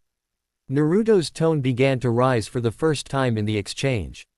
Well, I have heard that seals matching the Uzumaki protection seals have popped up in Iwa and Kumo. Did they pay for them? Hiruzen showed one of his cards and the source of his frustration. Naruto took the implications with a grain of salt and didn't let it show on his face. Look, what I do with my clan's knowledge is my business. I am building trust and allies I thought I may need to protect me from my own damned village and the enemies out there that hate me for who I am. That is not how this works. You cannot act independently of your Hokage. Hiruzen shouted. I have not shared anything since my swearing in as a genin. As for my actions prior to returning to Konoha, I have the approval of Uncle Kinji. If you wish to debate this further, take it up with him because I am tired of being yelled at for making the world a better place. Naruto shouted. Hiruzen didn't realize that he was standing up and leaning over his desk. He took a deep breath and sank back into his seat. Somehow this child always knew exactly how to press his buttons. Fine, I will drop this for now, but the council is quite upset with you helping our adversaries. What are these communication scrolls that you are using that Itachi informed me about? They are instant communication scrolls that are linked between 2 chakra signatures. You can write and receive messages and there is no maximum distance. It is the culmination of one of my projects. Naruto answered. Hiruzen leaned forward as the implications raced through his mind. What would it take to get these for Konoha? $1,000 per scroll pair, blood and chakra of the parties you wish to be linked and a formal request to the Senju clan. Naruto answered matter-of-factly. $1,000. That is extortion. An explosive tag cost $40 to $50. Kakashi exclaimed. Naruto cast a sidelong glance at him. And I have proprietary rights to the technology. I need 2 hours to draw the seal matrices and I also need to link the chakra signatures. That is enough, Kakashi. For something this valuable it is more than worth the price. How long would it take you to make 100 scroll pairs? The Hokage asked. About a week. Naruto answered. Tamari requests, on behalf of her father, that a communication pairing be made between you and the Kazekage. So, you have already given her a communication scroll. Hiruzen asked with a cocked eyebrow. Yes, after graduation I gave Tamari and Samui a scroll each. They were my test. I have also given scrolls to the representatives of Wave as well. Wave has requested you respect me as their liaison, for obvious reasons. Naruto answered. See what I mean? You go off on your own and negotiate with foreign nations. Hiruzen said, completely exasperated at this point. To be fair, Wave is my home away from home. Mama or I are the only realistic liaisons. Naruto shot back in a neutral tone. Very well, I will get the council to approve the request for the communication scrolls. We will also address the security updates as well. That is all I have for now, you may leave, Naruto. Itachi, please stay. Naruto and Kakashi disappeared from the Hokage's office in various shunshuns. Hiruzen turned his gaze on Itachi. Report, Itachi. Hiruzen said firmly. Itachi smiled at the old man. Lord Hokage, the kid is amazing, and I do not see why you make this more difficult than it needs to be. He will be loyal to the village if the village proves worthy of his loyalty. You only need look at what he has done for Suna and Wave to see that. Then why is he so resistant in helping to maintain Konoha's supremacy? Hiruzen shouted before covering his mouth, realizing his slip-up. Itachi frowned and cocked an eyebrow. Maybe because he doesn't want supremacy, but a world that works together. Look at all of the seals he has created and shared. They are all defensive in nature and the ones he sells literally make the world a better place. That is naivety, Itachi. I would expect better from my successor. Hiruzen countered. You claim to extol the virtues of the will of fire, a philosophy created by the first Hokage. When Hashirama subdued the 9 Biju and had them under his control, what did he do? Did he claim them as property of Konoha and use them to put the other nations under our foot? No, he shared them in hopes of equalizing the balance of power. And look how that worked out for him. We have had 3 great wars since then. One of those wars claimed his life. Hiruzen shot back. The will of fire is the belief that the next generation is the future of any village. The belief that the next generation will be better than the last. I believe the world wasn't ready to come together at that point and I admit that Hashirama was naive. You don't give foreign powers weapons and expect them not to abuse that power. Itachi explained in a calm monotone. You are making my point for me. Hiruzen pointed out. Yes, but Naruto isn't giving weapons. He is providing them with a sense of security, building trust and making everyone's life just a little bit better. If Lord Hashirama had taken that approach instead of handing out weapons of mass destruction, then the 3 wars probably wouldn't have occurred. Itachi finished his explanation in train of thought. Itachi, you are going to be my successor and we will announce it at the Chunin exams. I cannot afford to have you carry on these naive beliefs. You need to see the world for what it is or Konoha will fall. Hiruzen said wearily. I recently watched a child defeat a so-called demon with ease. I have watched said child instruct his peers and prepare them for conflict in a way that no genin has been prepared before. I pity the first person to truly break his trust, Lord Hokage. Don't let that person be you. Itachi cautioned. Seeing the Hokage had nothing more to say, Itachi asked a question. Lord Hokage, why has Lord Jiraiya not returned yet? The boy can now freely go into Sage mode, and it bears a striking resemblance to the first Sage mode. Hiruzen looked relieved by the change of topic. I called him back, but he said the neighborhood watch told him that Orochimaru was up to no good in Rice Country. He went to investigate, but he should be back around the Chunin exams. It can't be helped then. The crow boss was heavily intrigued that a child could master senjutsu without instruction from a sage or summoned animals.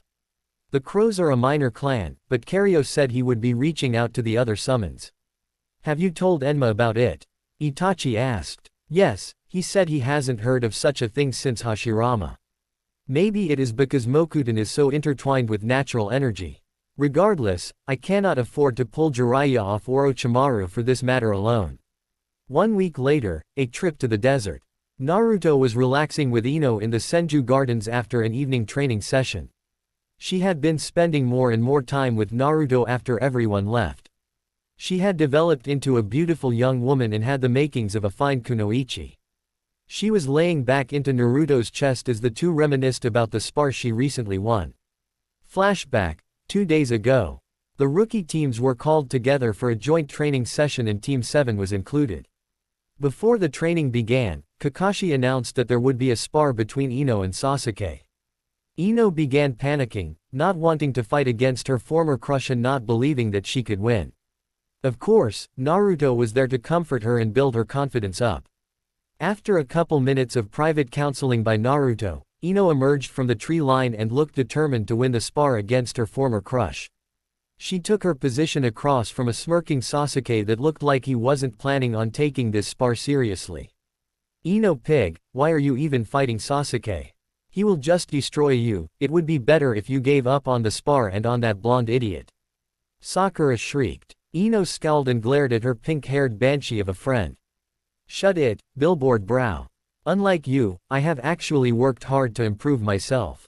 And if you call Naruto an idiot again, I will break your nose so that not even Tsunade can make it look pretty again. Eno cast a glance at Naruto and got a wink out of him. Sakura shrank back at the glare and threat. Itachi stepped forward. That is enough, girls. The rules for this spar are no killing or maiming techniques. I will interfere if this rule is broken or if one of you is in mortal danger. Ready. Begin. The rookie genin watched on with interest as Eno engaged in a stare-off with Sasuke. You might as well give up, blondie. You may have gotten stronger under Naruto, but only an Uchiha can beat an Uchiha once the Sharingan is awakened. Sasuke sneered condescendingly. Eno blurred forward with mid-chunin speeds at Sasuke and engaged him in taijutsu. In between blows, Eno was forming hand seals, out of view of Sasuke's Sharingan. Sasuke was winning the taijutsu exchange, due in large part to the precognition that the Sharingan granted him.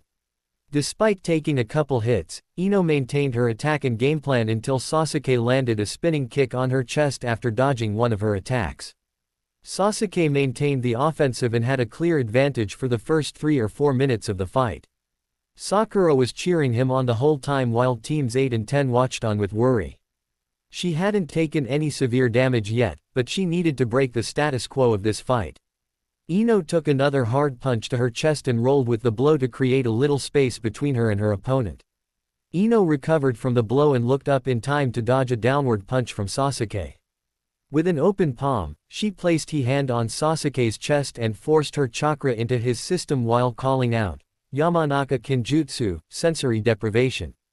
Sasuke began lashing out in a blind rage as his world went hazy and he couldn't hear or feel properly.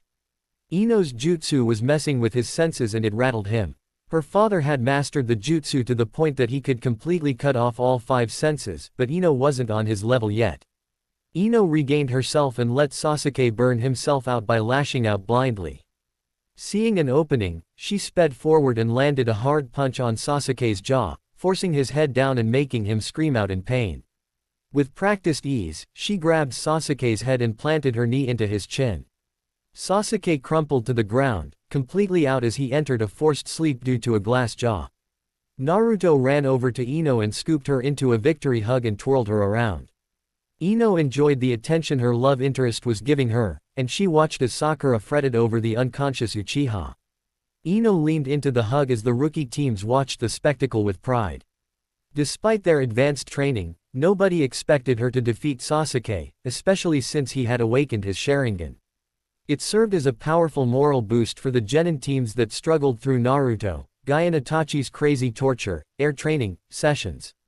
End of flashback. Eno was giggling profusely as they discussed the fight yet again and remembered the soul-shattered look on Kakashi's face. He had been forced to immediately change into Guy's old outfit and he wore it until the morning training session the next day. Watching Lee and Guy comment on how youthful Kakashi looked was worth every bit of pain that Eno endured during the spar. It was even funnier when Guy pointed with an exaggerated thumb towards his own chest and told Kakashi that his flames had already evolved from the jumpsuit level to the super suave level. You know, Ruto, next time you want to use me in one of your schemes, maybe you could let me know ahead of time. Eno said playfully as she trapped Naruto's hand under her bust. To be fair, I didn't know Kakashi was going to choose you. We made that bet in Wave and he was given the power of choice. I am proud of you though, he said as he placed a kiss on the top of her head and tried to free his hand from her grasp and tickle her. Eno leaned back into him contentedly after preventing his hand's escape and closed her eyes before she whispered, "What did I do to deserve you?" Naruto smiled into the back of her head. You were you. You make my life better every time you are near me. Your happiness makes me happy. Before the lovebirds could continue their youthful affections, Naruto sensed an Anbu at the Senju gate. He stood up and took Eno's hand in his. They went to see what the impromptu visit was about, and Naruto was told he needed to report to the Hokage's office. After giving Eno a kiss goodbye, Naruto used Shunshin to report to the Hokage's office. Itachi was waiting for Naruto outside of the Hokage's office. Once he arrived, he entered alongside his blonde charge. They both bowed respectfully to the old monkey and waited for him to inform them of the reason for their required presence. Ah, Itachi and Naruto, thank you for coming so quickly. Naruto, teammate is being assigned the diplomatic mission to Sunagakure. You have the communication scroll we prepared. Naruto nodded. Very good, teammate will take that scroll and the invite to the Chunin exams to Sunagakure. You will remain there until the Kazekage informs you who he will send to participate in these exams. Any questions? No, Lord Hokage. Itachi responded. You will know when the scroll is activated by the red blinking seal, old man. Don't freak out, Naruto added before he left the Hokage's office with Itachi. Please let Hinata and Shino know that we will leave tomorrow at 8 a.m. Itachi requested. Sure thing, sensei. Naruto responded. 10 minutes later, Naruto arrived at the Hyuga front gates. He was granted entry by the gate guards and taken to Hiyashi's office. The stoic clan head was reviewing paperwork and Hinata was at a desk positioned next to her father's since she had been helping run clan affairs. Ah, Naruto, it is good to see you again. What brings you to our compound? Hiyashi asked. Naruto bowed respectfully to Hiyashi. I have come to inform Hinata that we have a diplomatic mission to Suna tomorrow. We will leave at 8 a.m. Expect a 2-week mission. Bandits have been popping up at the Oasis stops in Wind Country, so be ready for a fight. Make sure to bring plenty of arrows. Naruto had turned to address Hinata, and he smiled as the girl blushed. Thank you, Naruto. I will be sure to be properly stocked. Hinata said, playing with the sealing bracelet that Naruto gave her. Hiyashi looked with interest at his daughter. Hinata, how effective are the bow and seals that Naruto has shared with you? Hinata inclined her head respectfully to her father. Very effective, father. Archery came naturally to me, and the sealed arrows diversify my combat ability and increase my combat effectiveness exponentially. Hiyashi nodded and turned his head to Naruto. I am most grateful for your assistance in Hinata's training. Her progress was most unexpected and welcome. When you return, perhaps you could demonstrate your seals. Since the Hyuga clan is still recovering, it may be time to incorporate some changes. We could set something up, Lord Hyuga. However, I would be prouder of her progress in the medical arts than combat. It is very refreshing having a capable medic on the team. Tsunade always praises Hinata for her medical prowess. Naruto said with pride tinging his voice. Hinata was blushing furiously and refused to make eye contact with Naruto or her father. Is this true, Hinata? Hiyashi asked with a pleased smile. Why yes father. Lady Tsunade said that she would take me on as her apprentice when I make Chunin. Hinata answered, eventually, overcoming her embarrassment. That is good to hear. You honor the Hyuga clan with your actions. Hiyashi responded. Okay, well I will let you get back to your work. I just wanted to let you know about the mission. Naruto chirped before disappearing in a water shunshin. That boy is something else. Have you made any progress in your affections for him? Hiyashi asked. Hinata blushed tomato red. Father, Naruto and I are just friends. He sees me as a little sister and wishes to help me. Hiyashi frowned at that. Would he refuse an offer for arranged marriage? He has gone out of his way repeatedly to help our clan after all. Hanata nodded sadly, yes, father. I believe he is dating the Yamanaka heiress. He also has a strong relationship with Subaku no Tamari, the Kazekage's daughter. Yes, father. Hanata answered sadly. Very well, we won't push. You are growing into a beautiful young woman. Sooner or later, he will come to see that. Hiyashi said while patting her shoulder with a resigned smile on his face. The next day, Team 8 left the gates in the early morning and headed out toward Suna.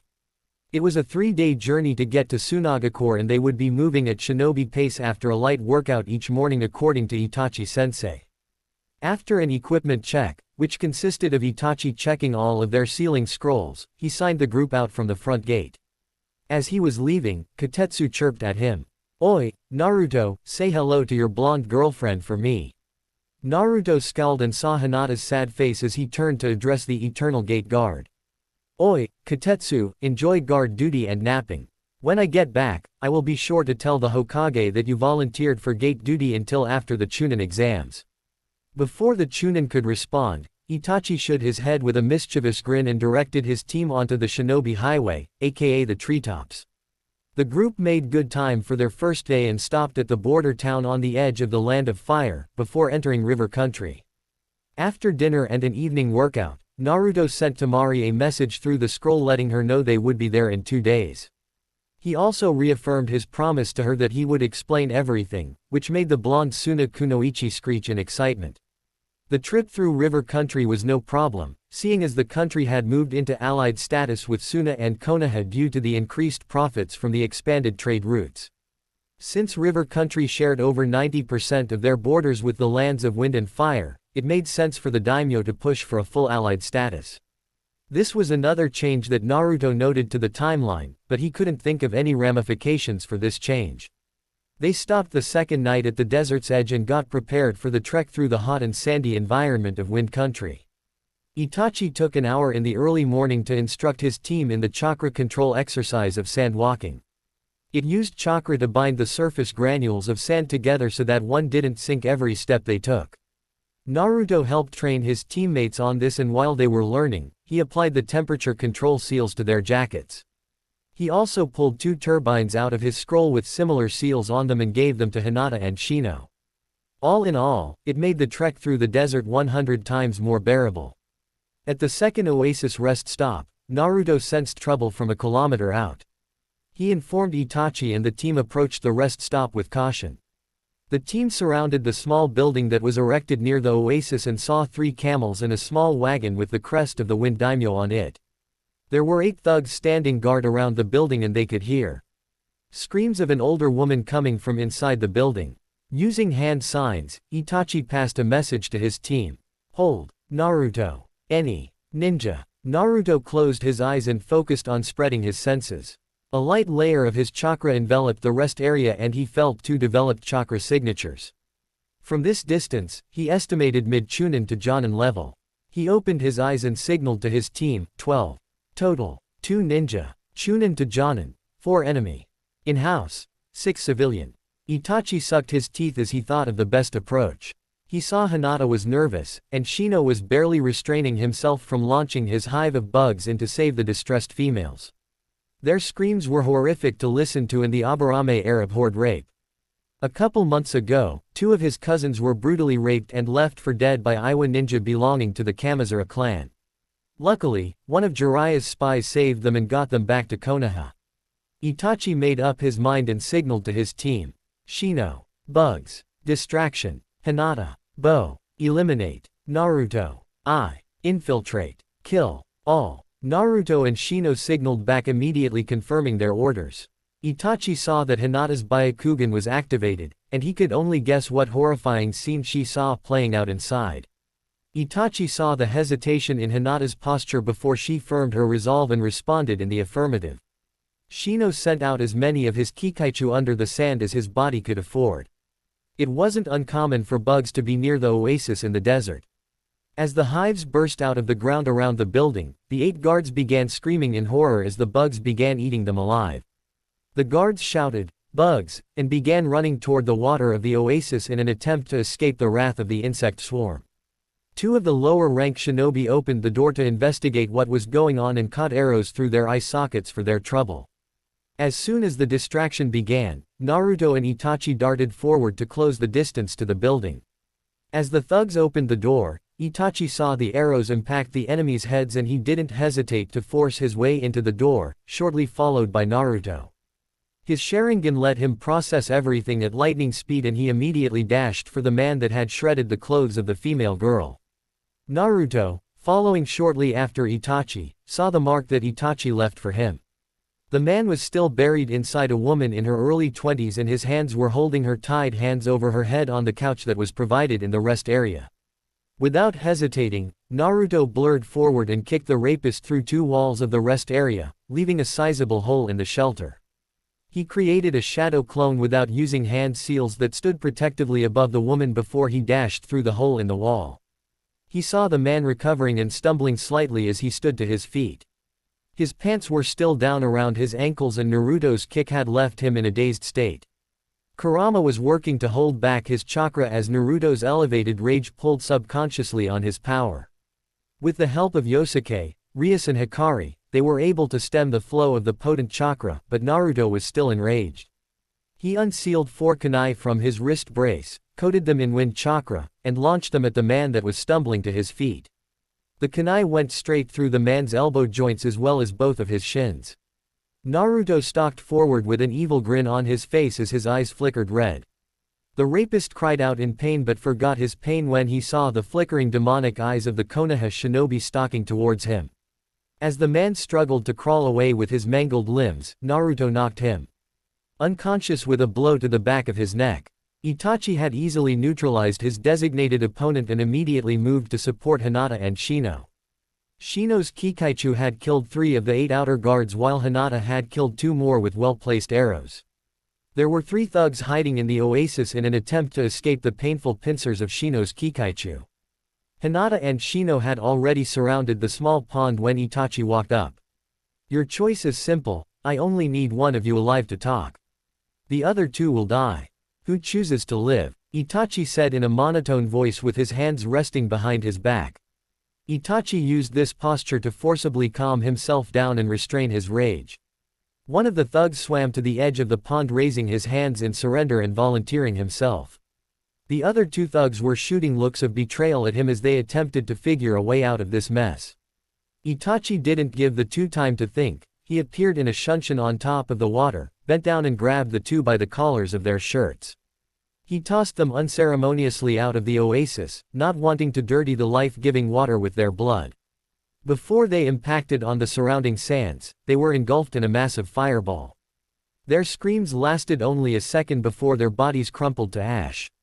Back with Naruto, he had pulled the pants of his captive up, not wanting to look at the disgusting and shriveled sex organ. His paralysis seal would hold the man long enough for him to complete his intended punishment on the man. He approached the oasis in time to see 2 thugs being burnt alive by a fireball. He smirked at the ease with which his sensei summoned the wrath of such a potent fire technique. He tossed his captive down next to the one remaining thug. "Sensei, I will ask your approval first, but I have a special punishment for this scummy rapist. Shino, it involves you and you are free to opt out." Naruto finished by looking directly into Shino's shades. Shino pushed his glasses further up onto the bridge of his nose. "That will not be necessary, Naruto. What did you have in mind?" Otoni was having a bad day. He was tasked with kidnapping the daimyos, the Wind Daimyos, Nisa's punishment for refusing to negotiate with Otogakure. He had killed her guards with ease, and he was in the process of extracting some pleasure from this miserable desert when his fun was interrupted. Now, his mind ached as a migraine sent piercing pain through his head, disrupting his thoughts. He felt a splash of water and a hard slap to his face. "Ah, what? What the fuck? Stop, that hurts," Otoni screamed. Naruto snarled down at the ninja. "Oh, you think that hurts? What about the woman you were raping? Get over yourself, you little bitch." Naruto finished with an extra hard slap to the man's cheek. Otoni sputtered as his vision began clearing up and he processed his situation. He couldn't move his body and he was in a lot of pain. He was surrounded by what looked like a genin team from Konoha. "What the fuck do you leaf bastards want? Naruto held up the Hishiate with the music note symbol on it. I want you to tell me what village you were working for and who told you to kidnap the daimyo's niece. Otoni spit blood at Naruto, who simply leaned aside and let the projectile sail over his shoulder. Go fuck yourself. Shino, if you please, go with the new breed. Naruto said before returning his attention to Otoni. Look, rapist, this here is an Aburame.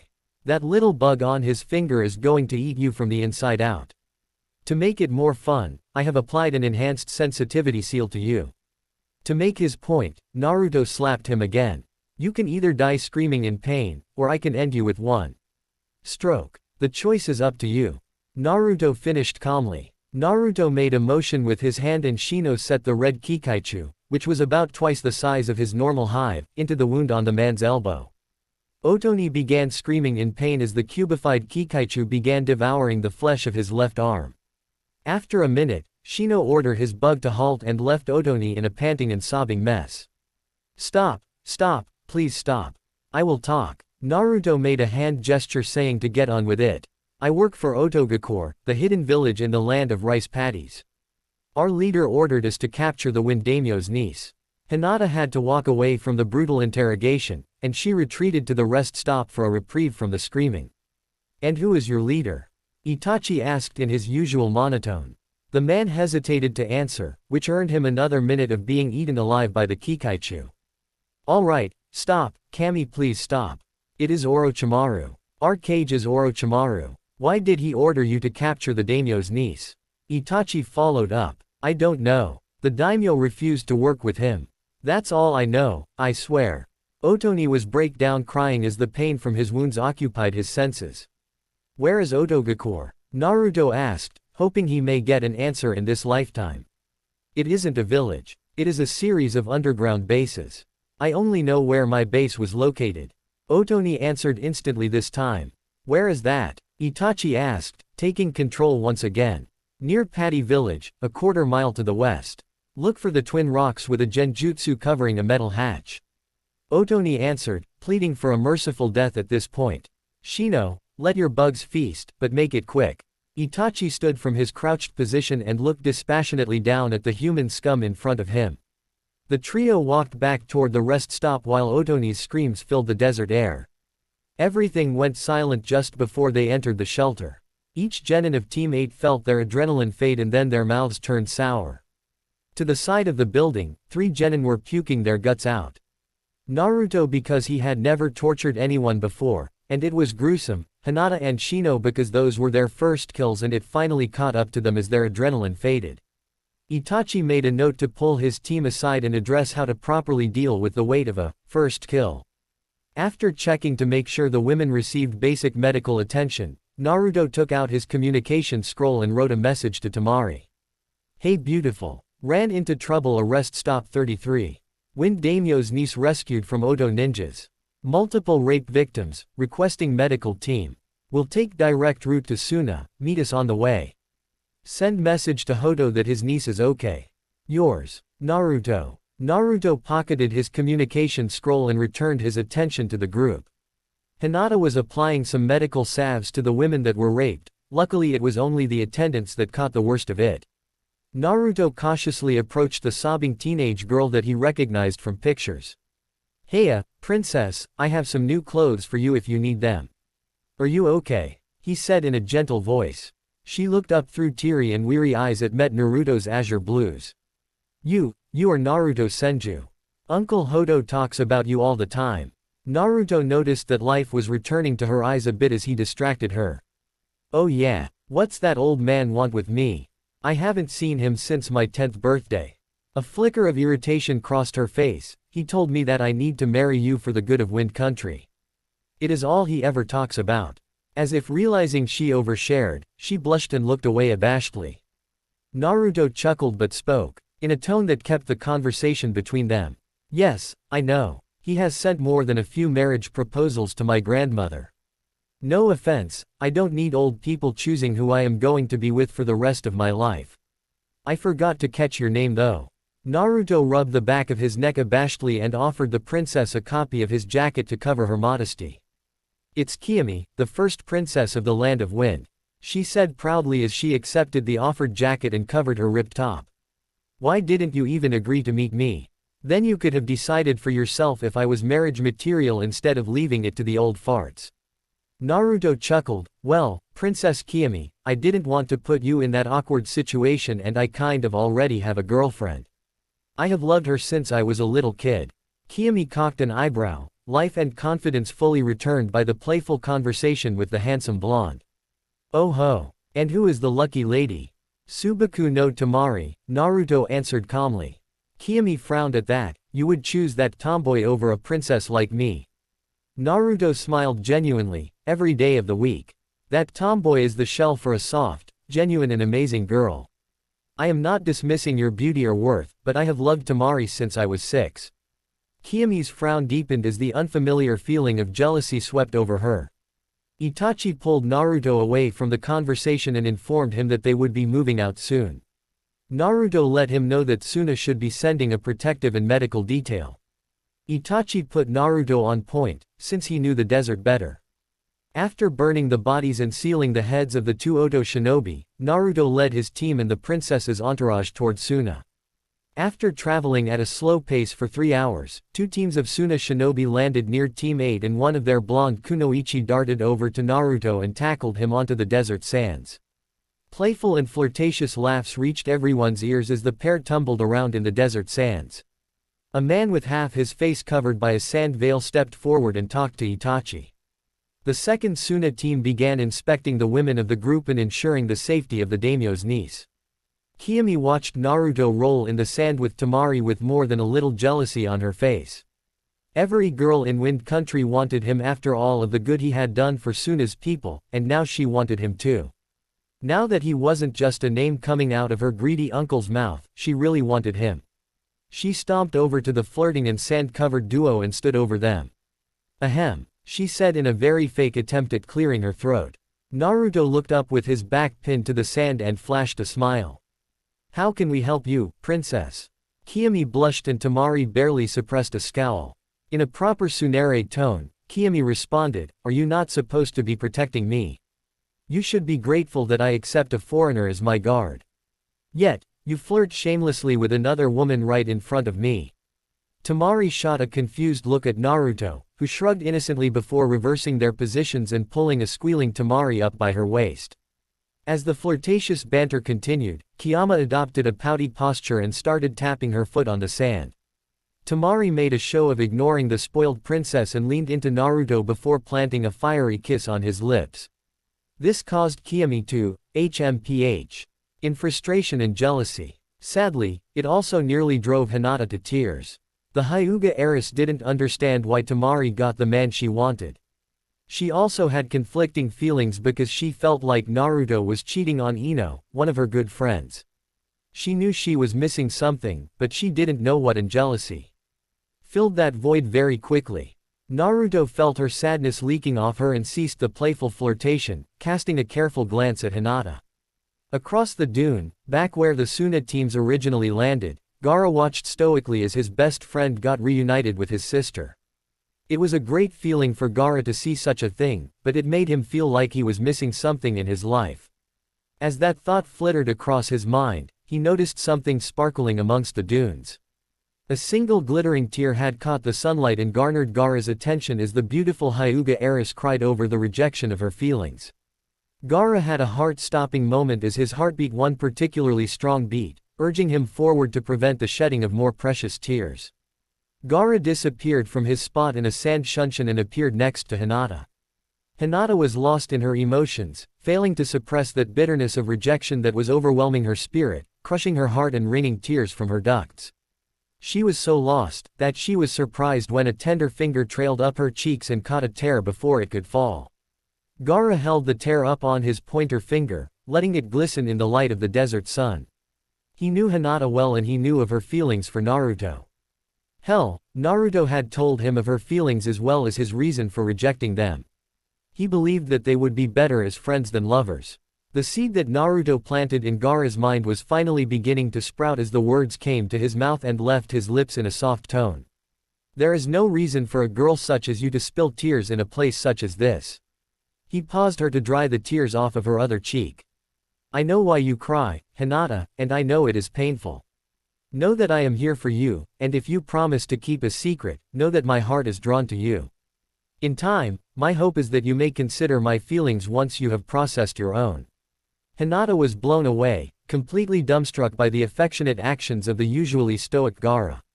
She had always liked him as a friend, whenever she had time to spend with him during the study sessions or at the academy. She leaned into Gaara and noticed that the sand armor normally protecting him disintegrated to let her truly fall into his embrace. Thank you, Gaara. You have been a good friend and I will consider your words. Once I have processed my feelings, I will let you know. She said before moving her head upwards to let him see a soft and genuine smile on her face. That is all I could ask for, Hina-heim. Gaara whispered, completely blown away by his own display of affections. Up in Kami's realm, Kushina was snickering as Keami enacted a bit of divine intervention. Minato sighed and face-palmed himself. Kami-sama, was that necessary? Must you intervene in such matters? Minato sighed out wearily. HMPH. I am Keami and that Hyuga girl is a great girl. I support your son's decision and I do not wish to see her in pain. Keami shot back passionately. Hee, let it go, Minato. So, Kami-chan, if you intervene for this, what will you do for my son's two loves? Kushina asked with interest. Kami's energy seemed to disperse rapidly, and she tapped a finger to her chin in thought. Do you two approve of him having two loves? I know that his memories and feelings transferred over, and I admit that it has been super cute to watch, but I feel like I am doing an injustice to the women of the world. Minato shot a thumbs up at the goddess and Kushina giggled. Kami-chan, I approve. His feelings are genuine, and it is not out of lust. Let's set the limit at 2 and you can give him a divine spanking if he breaks that rule. Minato hummed in thought for a bit, What about the alter egos? They are each getting into relationships as well. Keami giggled, oh, I know, it is so much fun to watch. The first ever person with MPD that can make clones and transform them. Kukuku, it is better than any of those old American or Korean dramas that I watched. So, you are okay with them? Minato asked hesitantly. Oh, Minato-kun, I cannot tell you how much fun I am having with this. With you two to helping me with paperwork, I even feel like dabbling. You know, my old friend Yahweh used to appear to people in dreams. Oh, yes, Kukuku. Kushina got a mischievous look on her face. Okay, Kami-chan, spill. Keami waved a playful finger in front of her face. Kushi-chan. It will be a surprise. Back in the desert, the Suna and Konoha teams had arrived at the front gates of Sunagakure. Team 8 was escorted to the Kazekage's tower alongside their new charge, Princess Keami. The princess spent the better part of the journey glaring at Temari and Naruto, since the two had traveled hand in hand pretty much the whole way. After hearing her uncle talking about the blonde for years, something inside her turned possessive of the blonde, especially since he saved her and protected her modesty. Keami simply didn't know how to inject herself in between the duo without coming off like a spoiled princess. Surely her uncle would back her up if she claimed him as her own, right? Shaking off those thoughts, it was far too late for her to act now that they were walking into the Kazekage's tower. Maybe she would try to get some alone time with him in the hotel. The group walked into the Kazekage's office to see Raza with his hands folded over his desk, waiting for the group and watching them enter with an analytical eye.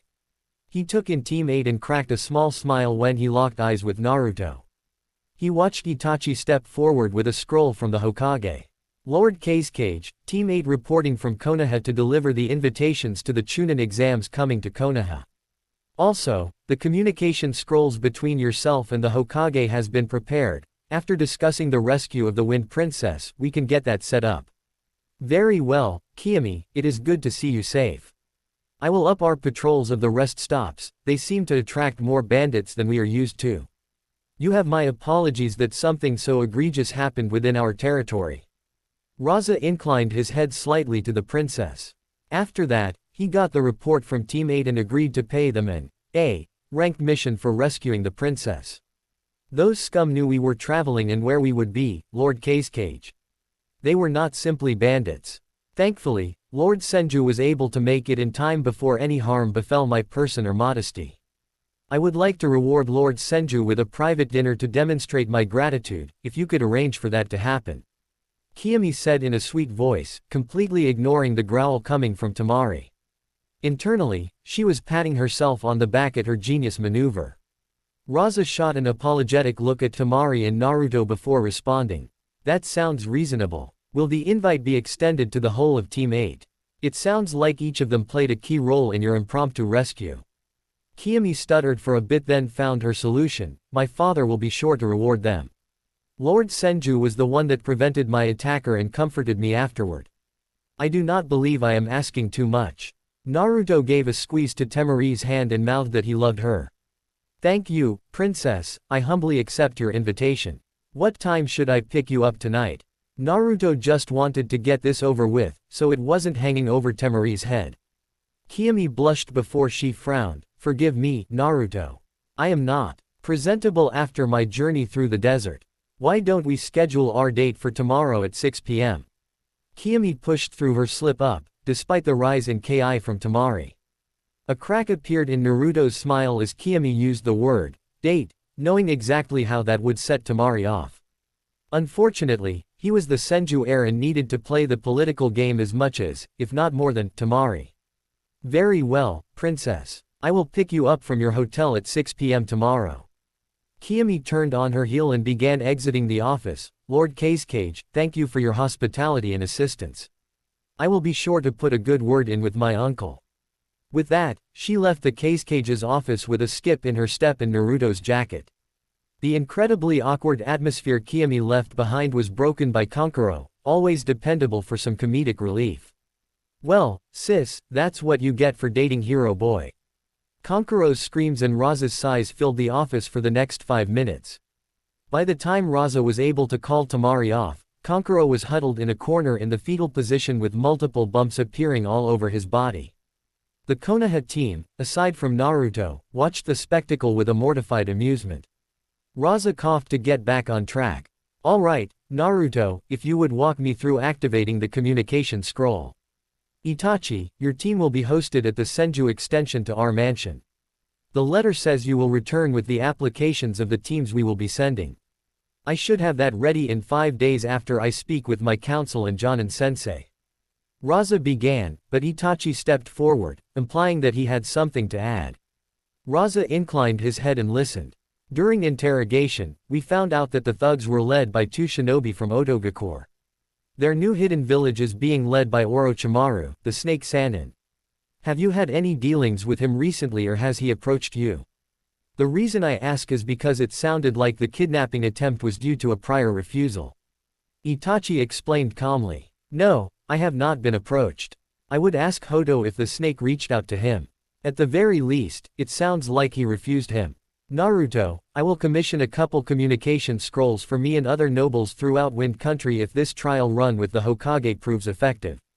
You only need but ask, Papa Raza. Now, my team needs a shower, badly. So, if your children could show them to the mansion, I would be more than happy to run through the communication scroll setup with you. Naruto ignored the cocked eyebrows for his nickname, but Raza merely chuckled. That night in the Kazekage mansion, Team 8 joined Raza and his family for dinner after they cleaned up. Temari was all over Naruto, constantly reminding him that they needed to talk. Thus, the two found themselves on the roof of the Kazekage mansion looking at the stars twinkling in the night sky. Temari was leaned back into Naruto's lap as the two finally got some alone time. Did you really have to accept her shameless attempt at getting a date out of you? Temari pouted for the millionth time that night. We have been over this, Mari. It will be a dinner and a walk around the village. Nothing more, nothing less. She has nothing on you, my desert lily. Naruto whispered soothingly into her ear. Fine, whatever. So, when are you going to tell me everything? Temari said with a pout. Haha, nice change of topic. We can do it now, it will take about 30 minutes, and it will knock you out though. Naruto answered her, getting her to squirm with anticipation. 10 more minutes of cuddle time and then we can do it in my room. Temari snuggled deeper into Naruto's embrace and laid her head on his chest, knowing nothing more needed to be said. Naruto enjoyed his cuddle time before things would change with Temari for better or worse. They walked off the room and onto Temari's balcony before Naruto kissed Temari passionately and had her lay on the bed. His tone was full of worry and anticipation as he prepared her for the memory overload. "No matter what, Mari, know that I love you and that will never change," Naruto said in between kisses. Temari was worried, but she knew she would have her answers now. "I love you too, Ruto. Now stop freaking me out and get this over with." Naruto withdrew the last memory seal from Keami and placed it on Temari's forehead. He watched her eyes roll up back into her head and he saw them flitter as vivid and not so pleasant memories of a past long forgotten surged through her head. The twitches and eye movement stopped nearly 20 minutes later and Temari was out cold, resting comfortably on Naruto's chest. Naruto had dozed off, waiting for Temari to reawake, when she finally gasped and sat up suddenly in bed around 3 a.m. She shook this sleepiness out of Naruto and looked at him with wide eyes, not fully believing what she saw. One look into Naruto's eyes let her know that it was 100% real, and it was not a prank. "Holy shit, Ruto. Keami. For real," was how Temari opened the conversation. "Yes, I failed Temari. Everyone died and the bastard Uchiha brought the end of the world with his foolish pride. Now you know why I was so set on helping Suna though." Naruto whispered back, his tone lacking the usual confidence. "So, all of that was real. The war, the deaths, our love, my death," she said disbelievingly. "Yes. Did you see anything after your death?" Naruto asked. "I saw you fight, I saw the end and I saw bits and pieces of you and the Yamanaka girl. After your death, I was so broken, Mari. I had lost hope, but everyone still needed me. I never stopped loving you, but I loved, and still love, Eno." Temari bit her lower lip and thought about her next response. "So, how do you see this working, moving forward?" she asked timidly. Naruto sighed, rubbed his eyes and sent a prayer to Keami. "Would it be too much to ask you to share my heart with Eno? I swear on the Uzumaki and Senju names that I will take no other. I have tortured myself with these thoughts ever since I returned to Konoha, and my heart can't choose. To do so would destroy me, Mari." It hurt bad enough pushing aside Hinata's feelings before giving her a chance this go around. A tear fell down Temari's cheek and landed on Naruto's hand. He wiped the tears and forced the guilt down, doing everything he could to provide support to the woman he loves. Am I not enough for you?" Naruto wrapped her tighter and pulled her into his chest before whispering into her ear. "It is not like that, Temari. If I had no memories of my past life, I would have been more than happy to spend my life with you and you alone. I simply can't move past the past.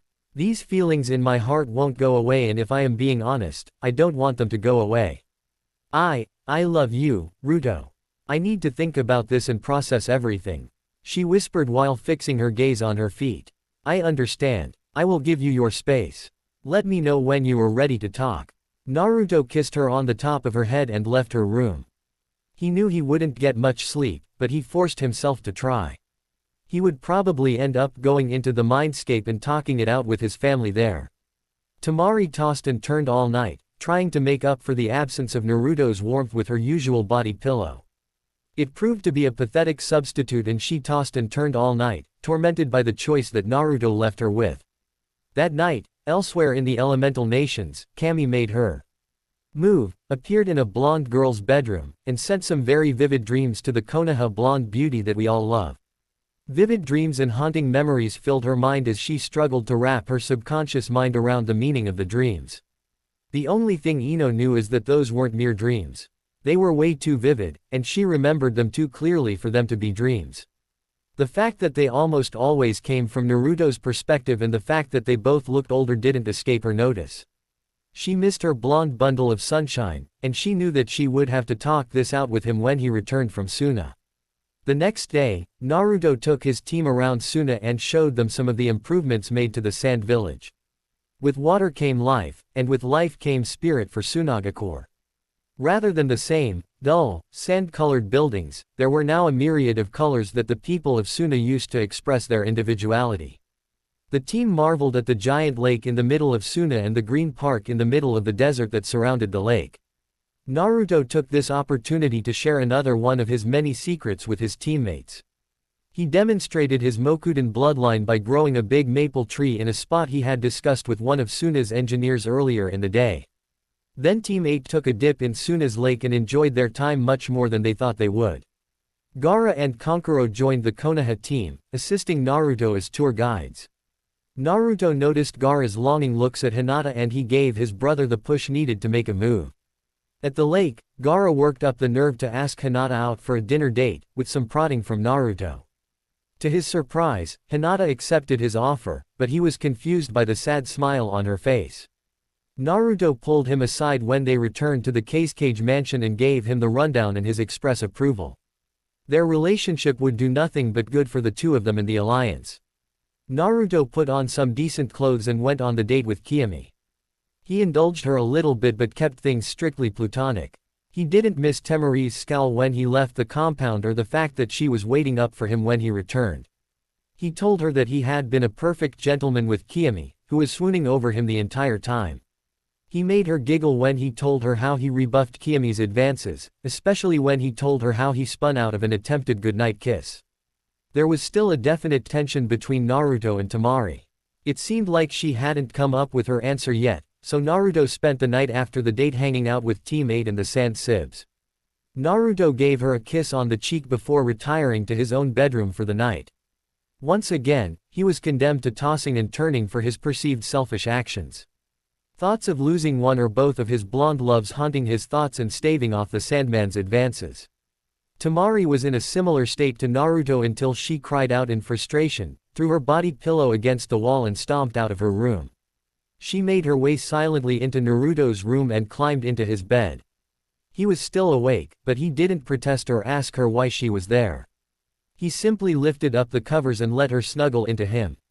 Both of them found peace in the other's presence and instantly drifted off into a truly contented sleep. The next day, Raza had an unexpected, yet entirely welcome, visitor enter his office. He stopped what he was doing and immediately signaled his dust to clear the room when he saw the serious look on Naruto's face. "What's going on, my boy?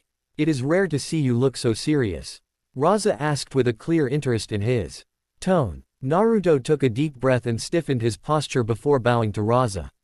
"Lord Kazekage, I, Naruto Senju Uzumaki, humbly request your blessing to ask Temari to marry me. I know we are young, but I am sure. Without her, my soul is incomplete and my life lacks meaning." Raza smiled and stood up to walk around his desk. "About time, kiddo. Does your grandmother know? We have discussed it, but she chose to leave it up to me. I will inform her upon my return to Konoha. Before you accept it so readily, I will tell you that I plan on taking one other wife in the future. I have explained this to Temari, and it falls under one of those things that I must ask you to trust me on." Raza paused but kept his hand on Naruto's shoulder. It wasn't strange and he was more than ready for this situation, but as always, the blonde intrigued him. "And Temari is okay with that. She took a full day to think it over, but she gave me her answer last night. I swear, Papa Raza, I will never hurt your daughter. I would sooner rip my own heart out of my chest before I did so." Raza lifted Naruto's chin and looked into his eyes. "I know, my boy, I know. You have my blessing." That night, Naruto took Temari out for a date on the town and broke out all the stops. He spoiled her silly and ended the night on the walls of Suna, gazing out into the clear night sky of the Suna desert. Once again, the two were cuddled up after a perfect date and they were whispering sweet nothings in between makeout sessions. Suddenly, Naruto broke the kiss and backed away from Temari. As she opened her eyes, she saw him down on one knee and holding a diamond ring with a beautiful golden band. "Subaku no Temari, my desert lily, you now know all of my deepest and darkest secrets. If you didn't know already, you are an integral part of my soul and I want nothing more than to spend the rest of my life with you. Will you do me the honor of marrying me?" Naruto said in a shaky tone. Temari froze on her knees with her hands over her mouth as her mind processed the engagement ring and her love down on one knee. A small gust of wind spurred her into action, and she blurred forward and slammed her lips into Naruto's. The kiss was passionate and lasted for an indefinite amount of time before Temari broke the kiss and whispered into his ear while hugging him tightly. "Yes, yes, 1,000 times yes. In this life, the next and however many more it takes." Happiness spread through Naruto's body and trees began growing on the outer walls of Suna. The overflowing positive energy manifested itself through Naruto's bloodline, and that particular overwatch on the Suna wall would provide shade to Suna's defenders for years to come. Naruto leaned back into the newly emerged tree trunk and Temari leaned back into him. That one moment provided some desperately needed healing to Naruto as Temari's piece of his soul finished merging with the rest, leaving an unblemished and shining light in the depths of his being. In Keami's realm, a red-headed woman was running all over the place and shouting with joy. A blonde man was chasing behind her and attempted to subdue the red-headed beauty while a goddess watched on with a truly amused gaze. "Congratulations, my chosen one," the ethereal whisper sped across her realm and spread a sense of peace, contentment and fulfillment. Returned to Konoha and rode to Chunin exams. Naruto enjoyed the rest of his time with Temari, although they only shared the engagement details with her brothers and father for the time being. Inter-village marriages were very rare due to the risk of village secrets escaping the confines of a village, and they needed to be handled delicately. Raza prepared a marriage contract and gave it to Naruto to give to Tsunade, but stressed that it was to remain in the family until the time was right. He also made hints that said right time would be during the Chunin exams before he ruffled Naruto's hair and pulled him into a hug as he wished him a safe journey. Gaara actually showed emotion when Naruto and Temari told him and Kankuro about the engagement. All of Gaara's sand armor crumbled to the floor and he wrapped his sister and soon-to-be official brother in a tight hug. Kankuro was crying happy tears as he joined the hug, which was a sorry sight as many streaks appeared in the purple makeup, war paint. It was a moment filled with so much brightness that it would eternally be etched into Naruto's soul as a source of strength during the struggles to come. Speaking of Gaara, with encouragement from Naruto, he took Hanata on a simple date to a dango diner and then he took her to the lake. Of course, Naruto, Temari, Kankuro and Shino spied on the date, wanting to make sure they had a good time and provide tips after the date ended. Unfortunately, Kankuro was about as stealthy as Rock Lee when he was in a conversation with Might Guy. The bumbling puppeteer was caught almost immediately and Hanata activated her Byakugan and pointed out the rest of the spectators. The sand hand spanking no jutsu left Naruto, Temari and Kankuro with red behinds as Gaara threatened his family with a sand burial if they didn't give him and Hanata privacy. Naruto played it off with a laugh and was relieved to see that this actually served as an icebreaker for the duo. It also gave Naruto an opportunity to transform several shadow clones that would take over spy duty as the original retreated to the Kazekage mansion with the others. Gaara returned to the mansion that night with a smile fixed on his face and a blushing Hanata. He wouldn't share any details, but Naruto's clones had already dispelled and showed that Gaara received a small kiss on his cheek for a great date. This let Naruto breathe easier, knowing that this would help transition Hanata into more of a best friend zone than a one-sided love interest. He was also extremely happy for his brother, remembering that Gaara was never able to settle down and find a proper girl in his previous life. At the gates, Temari had shamelessly laid her public claim on Naruto with a fiery kiss and a playful smack on his firm ass. She told Naruto that she would write every night and she would be waiting for him. She also gave him a letter to pass on to Eno whenever Naruto had the talk with her. She had come to grips with sharing Naruto with another and she just wanted to start off on the right foot with the flower girl. The trip back was uneventful, except for some light teasing of Hanata, and Team 8 returned to Konoha 3 days after leaving Suna. They reported into the Hokage, who had already received messages from Raza concerning the impromptu rescue of the Wind Princess. They received their C and A rank missions pay before they were given the week off.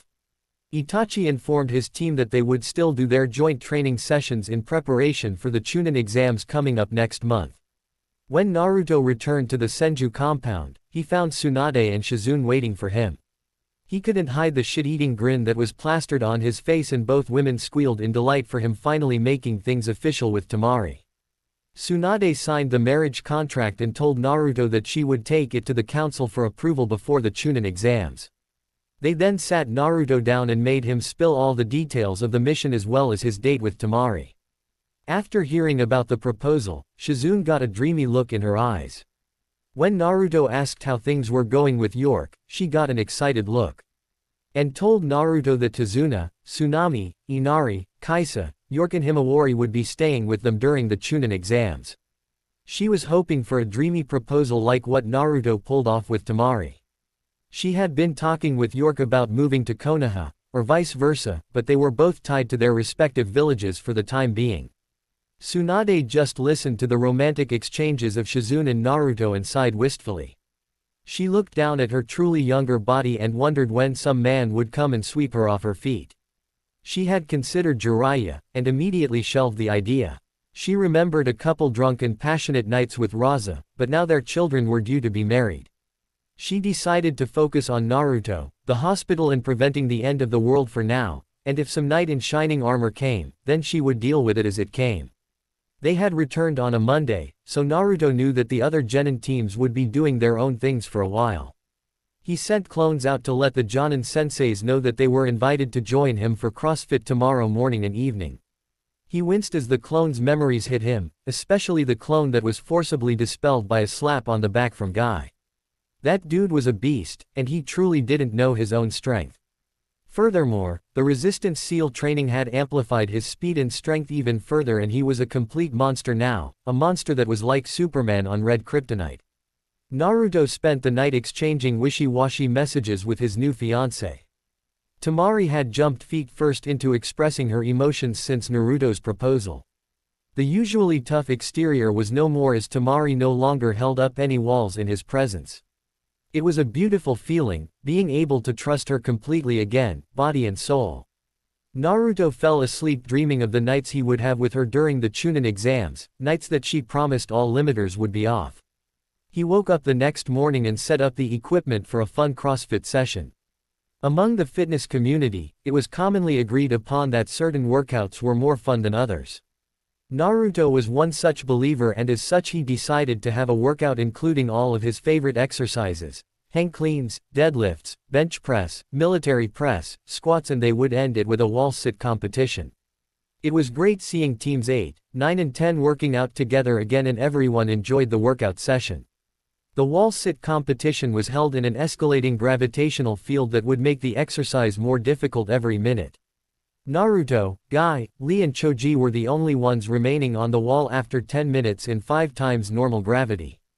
Their legs were all shaking like leaves in a storm and burning like Hitler in the 9th circle of hell. Despite that, they all had maddening grins on their faces as they refused to give up. The 11th minute hit and gravity went to 5.5 times and took Choji out of the competition. Lee began proclaiming about flames of youth, and then he collapsed at 11 minutes and 39 seconds. Naruto was left alone against Might Guy, who flashed a smile when the clock hit 12 minutes. Coincidentally, the blinding flash from Guy's teeth made Naruto lean away and his legs could no longer support his weight. He fell to the ground, rubbing out his legs as Guy tried to jump up and thrust his fist into the air in victory. His exclamations were cut off as his legs gave out and he collapsed in a heap next to Naruto. As the groups were cleaning up the equipment, Eno approached Naruto. Ruto, I really need to talk to you about something. She began hesitantly. Naruto dropped the metal disc with weight seals in a pile on top of a scroll and turned to look into Eno's eyes. The cool blue was wavering in confusion and fear. Naruto walked forward and took her hands in his. As Naruto tenderly took her hand, yet another memory made itself known to Eno. Flashback 8 months before the end. Naruto just got through another tough counseling session with Eno Yamanaka. The blonde-haired beauty was the last of her clan on the resistance side, and she was helping Naruto deal with the trauma of losing Temari, among other things. Naruto was about to leave her office when he felt slender hands gripping his right hand tenderly. Naruto, how would you like to visit Ichiraku's? I think I would like to spend some time with you as a friend rather than a therapist. Her voice wavered with uncertainty. Naruto turned fully and took Eno's hands in his own. I would like that, Eno. You were always there for me, let me be here for you. The memory continued, showing their first date, the stroll on the wall around Suna, the first time they stargazed together, and their first kiss. End of flashback. Eno took a deep breath as her consciousness returned to this world and her eyes became clearer, but the wavering and uncertain depth stayed. Naruto shared the flashback with her, but he was instantly able to recognize it as a memory from his past. Naruto placed a hand on her shoulder and shunshined them to the Hokage monument, where he sat her down on top of his father's head. He pulled her in close in a one-armed embrace. How much did you see? He asked, short and to the point. Eno looked up at him as her head remained fixed against his shoulder. You know what I saw. Those dreams, they weren't dreams, were they? Naruto looked up into the sky, not knowing whether to kiss or curse Keami. As beautiful, ethereal whisper said she would prefer the latter, but Naruto shook it off to return his attention to Eno. Look, Eno, since my boss decided to share those memories with you, it means it is probably okay for me to tell you everything. Are you sure you want to know? Eno lifted her head and created some space from Naruto. She put her hands on his toned chest and looked into his endless azure depths. Do you love me? More than you'll ever know. Then tell me everything, she whispered, breaking eye contact and leaning her head on his chest. Naruto began recounting a summary of events, holding nothing back. Eno listened in rapt attention, laughing, crying, screaming and questioning the events of the past. She held Naruto through it all, never letting their contact break, never wanting to be separated from his warmth again. After an hour or so, with Konoha in full spring, Naruto's tale came to a close. Wow! Eno gasped. Naruto rubbed the back of his neck sheepishly. Yeah. Eno fidgeted, her 13-year-old mind trying to process the memories and meanings of the past hour.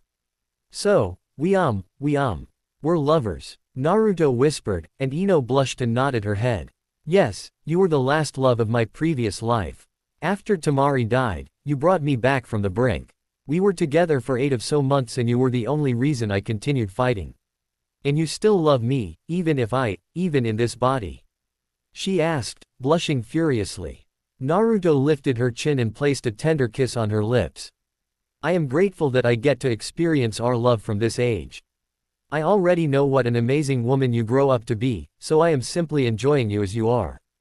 And, I have to share you with Tamari. Naruto nodded. Okay, that's weird, but there are worse things. Does she know about me?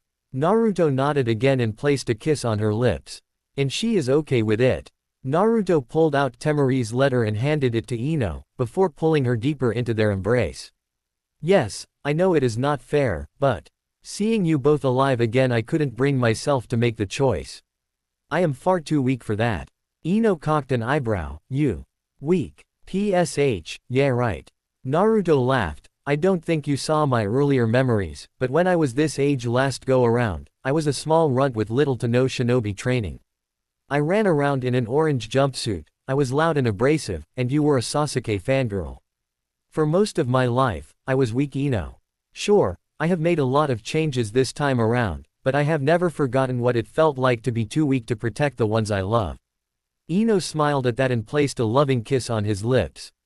Well, this time around will be different. Why you ask? Because you have me, she said with false bravado in a sincere and funny manner. Naruto leaned forward and spun on top of Eno, placing his knee in between her thighs. In a husky whisper, he leaned into her ear and said, I am counting on that. I love you, Eno Yamanaka. The two engaged in a lip lock that lasted for Keami knows how long. Well, Keami did know how long, but she didn't feel like sharing that information with mere mortals. She simply smiled down on the blonde couple, strumming her fingers together as the changes she made provided more entertainment for her whimsical fancies. Minato and Kushina just sweat dropped at the sweet and semi-evil chuckling they could hear coming from the goddess office. Hokage's office, 1 week before Chunin exams. Hiruzen had called all his Jonin into his office for a meeting that would serve 2 purposes. 1. He would learn which Jonin sensei would nominate their teams for the Chunin exams. 2. He would share information he recently received and put them all on high alert. A week ago, he received a message from the neighborhood watch telling him that a certain snake would attempt to infiltrate the Chunin exams. He had already received notification that a genin team from Otogakure would be attending, and he formed a plan to smoke the snake out. As all of his Jonin and Anbu arrived, Hiruzen was pleasantly surprised to see Kakashi standing there in the front row reading his little orange book. That meant that he could begin the meeting. He channeled chakra into the privacy array that Naruto installed on his desk and began. Alright, thank you for coming. I will start with the serious news first before I will let you nominate genin teams for the Chunin exams. First, I received some concerning information from the neighborhood watch. I still do not know who they are or why they sporadically offer information, but we cannot afford to ignore this in the event that it is true. Shikaku Nara, who had been informed immediately upon receiving the letter, spoke up. Before the Hokage shares this information, we cannot afford to let our enemies know that we are onto them. Preliminary protective measures have been taken, but we are hosting 4 of the Great Five and cannot afford to cancel the exams. Kakashi looked up from his book. What has you two so spooked, Lord Hokage? Orochimaru. That one word caused a stir amongst the Jonin present. After the room calmed down, the Hokage explained, we have it on good authority that Orochimaru will attempt to infiltrate the Chunin exams. For what purpose, we don't know. What we do know is that Orochimaru is the leader of the new hidden village of Otogakure. Team 8 found this out after foiling a kidnapping attempt of the Windaimyo's niece. Otogakure is sending on team to the exams, and if I know my student, which I do, he will be nearby. We will use this opportunity to trap and eliminate Orochimaru. Shikaku took the floor once again. The information we received was limited, but we have no reason to doubt it. We have buffed up our security measures and we will remain on alert. He is a crafty enemy, and we cannot afford to miss our shot when the time is right to take it. What is important is not tipping him off that we are onto him. Since we know the format of the exams, I would say that he will reveal himself and make his move during the second phase of the exam. Hiruzen paused and let the crowd calm down. We traditionally have the second phase in the Forest of Death. We have come up with an alternate exam this time around that will make it so we can easily protect our genin rather than let them roam in the Forest of Death. We will disseminate information via a leak jonin, who will notify you of your teams. For now, that is all we have. Shikaku finished. Now, let us get onto nominations. Hiruzen said with a smile. There were fewer nominations this year thanks to the threat of Orochimaru. As opposed to the usual 30-plus teams from Konoha, only 18 teams were nominated for the exams. Among those nominated were the rookies, no surprise there. After the Jonin cleared out of his office, Hiruzen turned to Shikaku. Call the clan heads together. We will inform them of this and their roles in the defense of our village. Also, Tsunade brought me something that they will need to be informed of. Set the time for 6 p.m. tonight. It will be done. Shikaku bowed and disappeared in a shadow shunshin. Council chambers 6 p.m. Tsunade walked into the council chambers alongside her old sensei. She had forgiven him of the past mistakes and worked to rekindle their previous master-student relationship. She vehemently denied the Hokage position multiple times, reiterating that it should be Itachi for 5th Hokage. She had shared the marriage arrangement with Hiruzen and a rough draft of an updated treaty between Konohagakure and Sunagakure was written up, to be approved at the Chunin exam finals. Okay everyone, I have already announced this to the Jonin, but it is necessary that I inform you all now and divide roles. Hiruzen continued to explain what he covered with the Anbu and Jonin. Lord Hokage, the Hyuga are still greatly weakened and most of the previous branch family are not active duty shinobi. That being said, I will have them stationed as lookouts and bowmen. Their Byakugan should be able to identify the traitorous snake. Hiyashi offered, hoping to curry some favor and gain back some of the clan's lost honor. Thank you, Hiyashi. We will incorporate that idea. I would like to know how the archery classes are going with the clan. Hiruzen replied, wanting to get this part out of the way. The Senju bows, and sealed arrows are magnificent. We can station Hyuga along the walls and provide an effective frontline defense. Those of fighting age are all being trained on the bow and the results are promising. Hiyashi boasted. That is good to hear.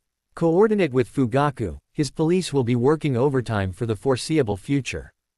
Hiruzen answered before moving on. Fugaku, use the new seals and screen everybody entering my village. Anbu are working to plug up our defenses, but I need you to be my eyes and ears. Fugaku bowed as his chest swelled with pride. It will be done, Lord Hokage. We were already ramping up security. May I request the village provides more of the Senju Truth Seals, Paralysis Seals, and I would like to commission a job to protect the police precinct. That sounds reasonable, write up your requests and we will work to complete them. Tsunade answered for the Hokage. Isn't your son participating in the exams? Will he have time to complete such extensive orders? Inoichi asked. Tsunade scoffed, my son isn't worried about the exams. He is spending most of his time preparing his peers. If this has village priority, he can make time for it. What of Rias? Wasn't she also a seal mistress? Chusa asked. Tsunade nodded, yes, she is. However, for the bigger jobs and mass production she lacks the chakra supply. Not every seal master can have the Kyuubi providing them endless chakra. This drew chuckles from the clan heads. Sensei, can we move on to the next topic? Very well, we will continue to define clan roles and beef up village security. The topic Tsunade wishes to discuss is the marriage contract between Subaku no Tamari and Naruto Senju Uzumaki. This drew loud whispers from the clan heads, but it was Sum that spoke up first. So, the pup went outside the village and found himself a girl. What was wrong with the girls we have in our village? Tsunade growled, well, if he didn't get chased out of the village, maybe he would have found one of them sooner. Look, this marriage contract comes with an enhanced treaty with Suna that will turn them from an ally into a partner. Hiyashi spoke, agreeing with Sum that the Senju bloodline shouldn't be spread outside of Konoha. I do not doubt his feelings, but this is politics, Tsunade. We simply cannot afford for another village to have access to the Senju or Uzumaki bloodlines. Fugaku agreed with his rival for once, I agree with them, Tsunade. There are many girls within my clan that are interested in Naruto. Maybe it would be wise to forget about Suna and redirect his attention within the village. Another clan heir can marry the Suna princess. Tsunade slammed her fist on the table, smashing it into splinters, and flared her ki. Now, listen here and listen well. This is why I didn't want to come back. My grandson is not some village property that you can throw around and pimp out. He would sooner leave Konoha altogether than to leave Tamari. She fixed her gaze on Inoichi. I know you are barred by confidentiality, but you know it is the same story with your daughter. Inoichi hesitated as all the attention was fixed on him. Yamanakas were always good censors, and he could feel the jealousy of the other clan heads clearly. Tsunade is right. I cannot share specifics, but Naruto is the type of person that would never betray those he loves. Make no mistake, his love for Tamari and my daughter runs deep. They are just children. Kaharu protested. They don't even know what love is. Tsunade turned her glare on Kaharu, and the old woman crumpled to her knees under its weight. It should be noted that Tsunade had been training furiously ever since she figured out the truth of Naruto's past. Upon regaining her youth, her prowess skyrocketed as she prepared herself to face off against the enemies that were sure to come. She was high S rank at this point, probably approaching SS rank soon enough. Do not presume to know or understand my son. Do not presume that he is some dog you can control. His heart is his own and I would sooner see Konoha burn than let him be turned into some breeding experiment. This is not a debate, this is not up for discussion, this was a notification. Tsunade growled while sustaining her ki. Jiraiya appeared out of nowhere with his hands raised in the air. Now, Tsunade, we are not controlling him. We are simply watching out for Konoha's best interest. Something clicked in Tsunade's mind and her ki doubled as she turned her head slowly to the Hokage. You told them, she said in a deadly whisper, completely enraged by the betrayal. She saw the guilt in her sensei's eyes and the small amount of trust built up over the past months crumbled away like dust in the wind. I cannot hide something of such significance from my council. Hiruzen replied with his voice full of remorse. Tsunade sat down in her seat with her arms crossed. Lord Hokage, Tsunade spat out his title. The Senju clan withdraws the marriage proposal. We must decide where we wish to reside given this new information. Outrage. The shouts of the clan heads crashed against one another and conjoined into an incomprehensible jumble of sounds. It took a full 5 minutes for anything of importance to be understood. Finally, Hiruzen regained control of the room. Tsunade, please, you can't be serious. Hiruzen pleaded, knowing she had the protection of the Fire Lord. Haim, you cannot do that. Jiraiya got a soul-searing glare for his comment. Lady Tsunade, please, don't do anything rash. Homura pleaded, silence in return. A knock came from the door of the council chamber and the Hokage directed the Anbu to open the door. Naruto walked calmly into the council room and looked at his grandmother. You called, Mama? Naruto asked. I want to leave the village. The old monkey and toad broke our trust. Tsunade growled out. Naruto shrugged, well, can't say I am surprised. Let me guess, these old goats had a problem with me marrying Tamari. He smiled inside at the outraged looks of offense. He frowned when Tsunade nodded, and he really wished Kurama was in the seal. He needed to talk to his partner, especially since he felt more love for Sunagakure than Konoha this time around. He turned his icy gaze on the council before he closed his eyes and called on the natural energy around him. He heard the gasps as the sage markings began appearing on his face and emerald orbs glimmered with power, and then he flared his aura. A visible, dark green chakra like the color of the dense forest appeared in an aura around him. The presence was choking, filling the air with a power that threw all of their instincts on full alert. Let me make this clear, for those of you that don't understand the position you are in. I am merely attempting to honor my parents' wishes by becoming a shinobi of Konoha. While I harbor no ill will for Konoha, I also harbor little love for it. The only thing actually keeping me here is your children. If you believe you can control me, you can't. If you believe that you can manipulate me, you can't. If you think you can lie to me, you can't. If you think you can threaten the ones I love, I dare you to try. The whole council remained frozen in awe of the overwhelming presence that was subduing them without the slightest trace of killing intent. It was simply raw power. The boy didn't speak menacingly, he spoke calmly and matter-of-factly, which made his presence that much more impactful. It reminded the elders of the council of Hashirama Senju, and they knew they may have pushed too far. Naruto closed his eyes and concentrated on drawing his overwhelming aura back into himself. He stood there, completely still, remaining in sage mode, and his eyes fixed themselves on Jiraiya. Only took you 8 months to make it back after the old monkey told you about my sage mode. Tell the toads I don't care what they have to say anymore, I have it under control. Naruto once again kept his calm tone, making Jiraiya dip his head. Naruto, you just said sage mode. Was that not the Kyuubi's power there? Shikaku asked with interest. To provide an answer, Naruto reached into the seal and drew on the nearly limitless chakra of Kurama. It was harder to control without Kurama's presence in the seal, but he could still handle it. His body was strong enough to take up to 5 tails now, but he wouldn't need that much of the chakra to make his point. He pulled out 3 tails of the untamed chakra and watched as his tailed chakra cloak erupted out of his body. The presence of the sage chakra balanced out the ominous feeling of Kurama's chakra, but it still carried a menacing presence. He opened his eyes and provided a truly unique sight to the council. His eyes were still a glowing emerald green, but they had blood-red edges around the irises with black slits in the middle. The dark green sage markings shifted a bit and turned into a dark red. His canines were extended and poking out of his front lips, and his lips darkened to the same color as his markings. Spikes of wood began poking out of the floor and formed a barricade between him and the Anbu that stood protectively in front of the Hokage. He turned his eyes on Shikaku, who flinched under the gaze. Understand this, Naruto began, his voice deeper and raspier due to the effects of the Kyuubi's chakra. I care not for your games. I asked for the Hokage's confidence, and he broke my trust. If you wish for me to remain in this village, it is time for him to enjoy his retirement. I will warn you ahead of time, nobody in this room can prevent me or my family from leaving. This may seem extreme to some of you, so demand the old monkey and old cronies tell you everything. It is their fault. Mama, shall we go? Yup, I don't feel like staying in this room any longer. Tsunade answered and walked over to Naruto.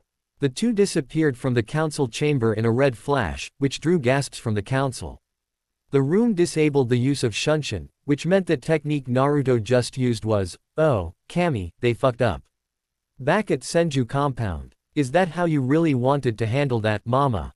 Naruto asked, his rage constrained in favor of concern for his mother figure. Tsunade sighed and poured 2 saucers of sake and handed one to Naruto. No, not really. I didn't want to take it that far.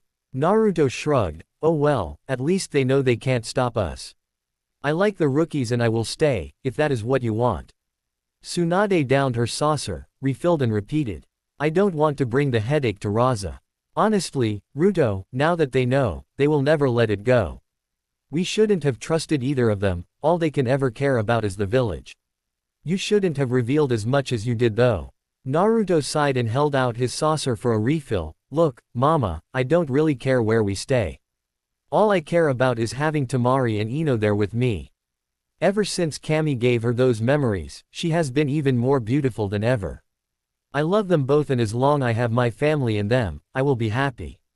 I made a show of my power because it was needed to force their hands. For all they know, they have an emotionally unstable Jinchuriki with class abilities that they have royally pissed off. Do you really want Hiruzen to retire? Tsunade asked, a blush starting to come to her cheeks thanks to the sake. You know, I was so naive in my first life, and I loved that old man. I simply never realized how much he lied to me or how much he held back from me. Yes, I want him out, especially if Itachi is his replacement. He has the will of fire and is a good man. I would trust him to wield my power for the betterment of the world, especially with the absence of Danzo in this timeline. He used to be a good man, Naruto. I used to trust him with my life. I think losing Buako broke something in him. Tsunade whispered over the top of her saucer. I know, but he lost his step, and he doesn't fight when he needs to fight. I mean, I can't trust him with anything. If he waited until the Chunin exams, then it wouldn't even be a secret anymore. All this did was demonstrate that we can't trust him. It is actually a blessing in disguise. Naruto answered softly. Back in the council chambers. After a long back and forth debate, and the stories, explanations and attempted justifications from Hiruzen, the council began debating again, with a much more somber tone. I normally keep my opinions to myself, as does my clan. Naruto Senju has been a leader of his peers, provided valuable training to my son and has helped my clan develop new breeds of Kikaichu. On top of that, my guess is that he is an S-class shinobi. Lord Hokage, it is now clear to me how far in the wrong you are. I, Shibi Aburame, move for a vote of no confidence. Silence followed the Aburame's monologue, accompanied by uncomfortable shifts and sighs. Fugaku stood, I second Shibi. The Senjus have done nothing but help the village since their return. Their seals are invaluable and have done much to improve the quality of life in the village. My son speaks so highly of the boy, and I have watched his training sessions from time to time. Not to mention, that power he just flaunted was on a level not even you can reach anymore, Hiruzen. Homura stood up, the vote of no confidence has been called. We will now hold a blind vote for the removal of Hiruzen Sarutobi from the position of Hokage. Inoichi stood up, I call for a tandem vote of no confidence for the village elders. It is clear that they are also culpable for the Senju's treatment, especially considering they used to work hand in hand with Danzo. While their service has been appreciated, I think they should join the Hokage in retirement. Inoichi's motion was immediately approved, and a blind vote was held. It was far easier to throw two old bags of bones under the proverbial wagon than the Hokage, who they all still appreciated. Shikaku Nara, being the second highest ranked shinobi in the village, gathered the ballots from the clan heads. He tallied them up in a stiff silence and finally sighed while muttering something about troublesome blondes. The votes have been tallied. Hiruzen Sarutobi, by unanimous vote of the clan council, you are to be retired from your position as Hokage. We will notify the Fire Lord and ask for his guidance in assigning a new Hokage. Once he approves of your successor, you will have until the Chunin exam finals to announce your retirement. The clan council sees fit to approve your chosen heir, Itachi Uchiha, for position of 5th Hokage, and we will notify Lord Kinji of this. Elder Kaharu Udatane, by unanimous vote of the clan council you are relieved of your position as an elder counselor effective immediately. We thank you for your service and wish you the best in your retirement. Elder Homura, by unanimous vote of the clan council you are relieved of your position as an elder counselor effective immediately. We thank you for your service and wish you the best in your retirement. Shikaku said professionally while sounding like it was a complete drag. Hiruzen sighed as his eyes moved to the cracked floor with spikes coming out of it. In light of recent developments, let's call this meeting for the night. I will work toward handing everything over to Itachi and prepare him to assume the role. Let's get this party started. 2 days later, the Suna contingent arrived in Konoha.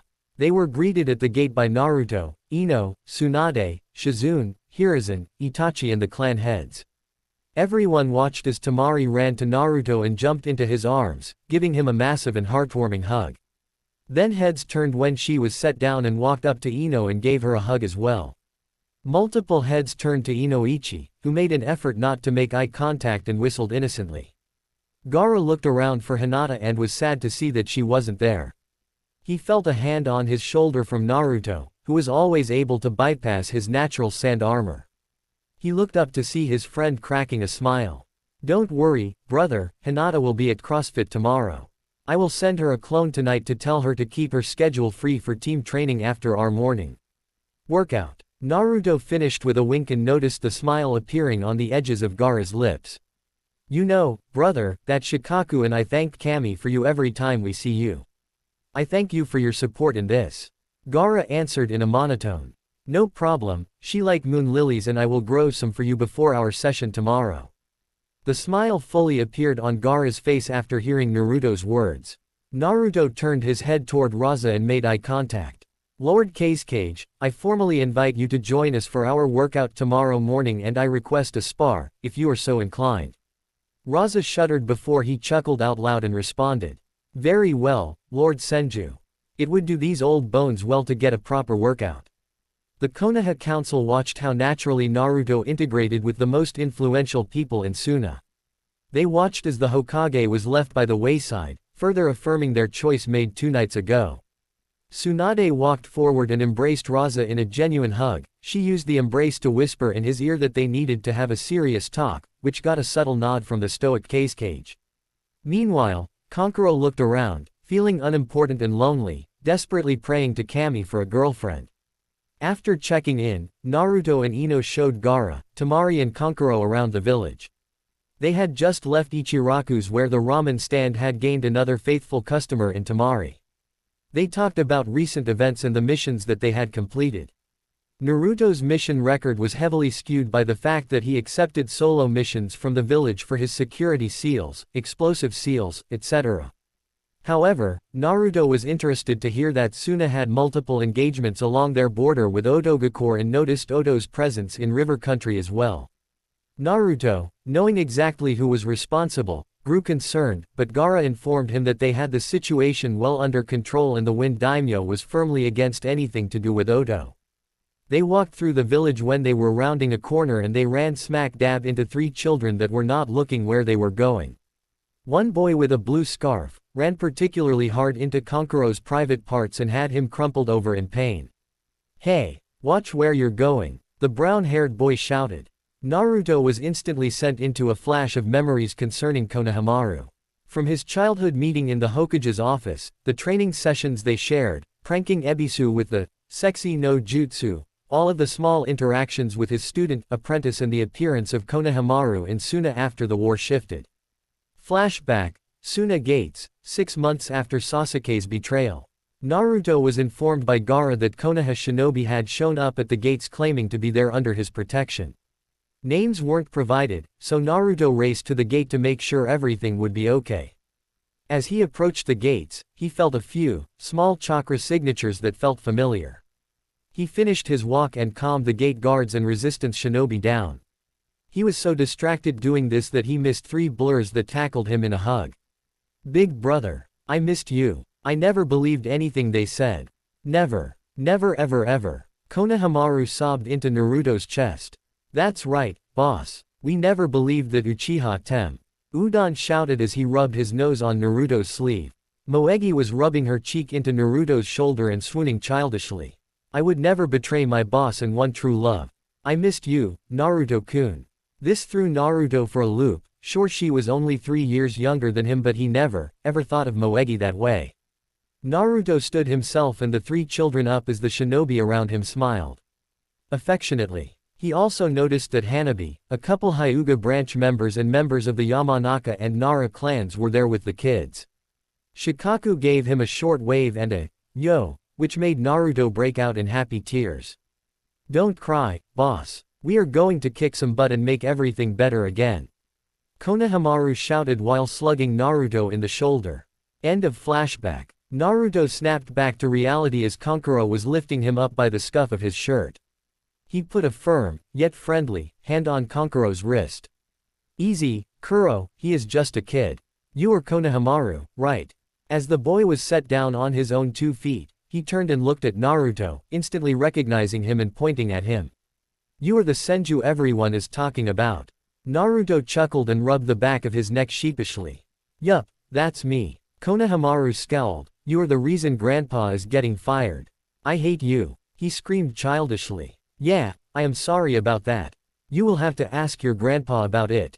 He did some pretty mean things to me when I was a kid. I am sorry if I hurt your feelings though, would you let me make it up to you? Naruto used his friendliest tone. Despite being hurt by Konohamaru's accusation, he really wanted to make things right with him. Naruto's friendliness took all of the piss and vinegar out of Konohamaru, and he looked at Naruto skeptically. Why would you do that, mister? Temari noticed Naruto's wistful smile and she also saw the look on his face that meant he just went through memories of his past. Because he is awesome that way. He is super strong, you know. If he trains you, maybe you could grow up to be the Hokage like your grandpa. Her words drew an appreciative look from Naruto. Eno grabbed Naruto's hand and saw a way to make this better. You know, Konohamaru, Naruto has been training all of the rookie genin. You should watch the Chunin exams and see how awesome we are. If you want him to train you after that, I am sure he would be happy too. Konohamaru switched from infuriated to looking at Naruto with a sense of hero worship. Really, boss? You would train me and my friends? Naruto nodded confidently and rubbed a finger under his nose in false pride. Damn straight, Kono. If I train you, you will be the best in your class. I will bet you a jutsu that I am a better sensei than that fool Ebisu. I bet he talks to you about shortcuts to becoming Hokage and all that nonsense. Naruto didn't feel the slightest bit guilty pulling on knowledge from his past to get his apprentice back. Konohamaru jumped and pumped a fist into the air. Awesome. Udon and Mo, get up here. The two kids skittered forward. I am Konohamaru Sarutobi, this is Udon and Moegi. So, what awesome jutsu are you going to teach us first? Naruto walked through Konoha talking animatedly with the children. Temari and Eno watched on with wistful smiles on their faces, each of them knowing how much these kids meant to him in his past life. They made their way to Training Ground 8 and began teaching the kids about the importance of eating healthy, how to work out and giving them a basic rundown of chakra. Naruto's demonstrations on the importance of each thing kept the kids engaged and they were even excited to learn how to perform the leaf balancing exercise. Naruto ended up leaving a shadow clone with the kids, which absolutely blew their minds. He received kisses on the cheek from Eno and Temari, each of them had hearts in their eyes as they thought about what a good father Naruto would be. The Suna Konoha group made their way back into the village and to the Namikaze compound. Temari insisted on seeing the gardens, especially after exchanging gossip with Temari. Speaking of the two girls, they were talking animatedly like schoolgirls, truly throwing themselves into starting a friendship that would hopefully turn into a sisterhood in time. Gaara and Kankuro gave the giggling girls a wide berth and when they were at the training ground, Kakuro unsealed his puppet, Kurisu, and engaged in a spar with Gaara. Gaara didn't even unseal his gourd. He fought Kurisu in taijutsu and by using various earth-style and sand-style jutsus. Naruto watched on proud of his brothers, who were much stronger than they were in their previous life at this point in time. Kankuro's puppet control was improved and Kankuro was an apprentice seal master, which made his puppet that much deadlier. Reinforcement seals, ammo replenishment seals, explosive tag traps and many more seals appeared on Kurisu. Of course, none of those seals would be used in a spar against his brother, but Naruto would be lying if he said he wasn't excited to see what Kankuro could do in an all-out battle. Sadly, for Naruto, despite his best efforts and guidance, Kankuro still insisted on wearing war paint and the damnable cat suit. The cat suit was from the Second Great War when Suna's puppet corps was in its glory days. Naruto simply couldn't convince his older brother figure that he would get more girls if he wore something cooler. Even Temari couldn't convince her little brother to change his uniform. Temari, Gaara and Naruto were forced to resign themselves to accepting that Kankuro would be completely hopeless with the female species. After the spar and trip to the Namikaze compound, Temari disappeared with Eno, who wanted to give her the private tour of the gardens. Gaara wore a peaceful smile on his face as the ambiance of the garden flowed through his body and relieved his stress. Kankuro seemed to feel the peaceful presence as well because his posture relaxed, and he wore a contented smile on his face. Naruto was proud of his efforts as he walked down the path between the walls of colors and plants. After an hour in the gardens, the kids returned to the Senju compound to see Kurama, Raza, Tazuna and Tsunade drinking sake at the dinner table. Enko and Rias were cuddled up on a love seat next to York and Shizune, who were doing the same. Kaisa and Tsunami sat on the floor next to Inari, who was talking animatedly to Hikari. Yosuke was leaning against a wall with Himawari pulled into his chest. Overall, it was the perfect big family picture of contentedness. The new arrivals joined right in and grabbed some of the food that was left over from dinner. Tamari and Ino went to gossip with Rias and Enko while Naruto caught up with Kaisa and York, making Tsunami and Shizune go out back with the other girls for girl talk. The night was filled with sake, laughter and love before Ino had to go home and Tamari joined Naruto in bed. The compound got the Naruto special wake-up call the next morning for the CrossFit session. More than a couple of his clones were forcibly dispelled as the recently awakened compound crushed the clones in a variety of grisly deaths. Surprisingly, the clone dispelled by Gold Dust noticed that it was dispelled in Tsunade's room, which made Naruto smile. He always wanted his mama to find happiness. The death by vipers was Naruto's least favorite clone memory of the morning, but he didn't let that stop him from dragging everyone out of bed. The CrossFit workout of choice was the same assessment workout that he started everyone with, and he activated the chakra null zone. There were nearly 30 people participating in the morning session, but it just made the atmosphere competitive and brought the best out of everyone. Then came the spars, which the group decided to conduct with the chakra null zone active. This proved to be a useful exercise, even if it seemed like everyone was moving far slower than usual. Naruto sparred against Raza, which spurred Guy to challenge Asuma, which spurred Lee to challenge Kaisa, and so on and so forth. It devolved into rotating spars without chakra as excited screams were heard around the training ground as people explored their fighting capabilities without chakra. Once again, Naruto's heart filled with warmth and his soul pieced another sliver back into place. Unfortunately for Naruto, after he beat Raza in chakra-free taijutsu, Might Guy bound over to him and laid an absolute beatdown on him. Guy was the one person that was stronger than Naruto in raw strength, and he was still leagues better than Naruto in taijutsu. After the morning training session, people scattered and went about doing their own things. Naruto let Hinata use the guest house showers to clean herself off and change her clothes. As Hinata changed, thoughts of Gaara and Naruto danced in her head, which was progress for the usually one-track-minded Hyuga heiress. As she exited the guest house, she saw Gaara cleaned up nicely as he was wearing a white button-down, with sleeves rolled and the Subaku crest on the back. He wore black skinny jeans, and he was holding a bouquet of moon lilies. Hinata blushed profusely as Gaara complimented her on her lavender sundress. Naruto, Tamari and Ino spied on the cute scene and watched the two leave the compound for their date. Naruto told the girls that he would meet them at Akamichi Barbecue at noon. He had something that he wanted to do before then.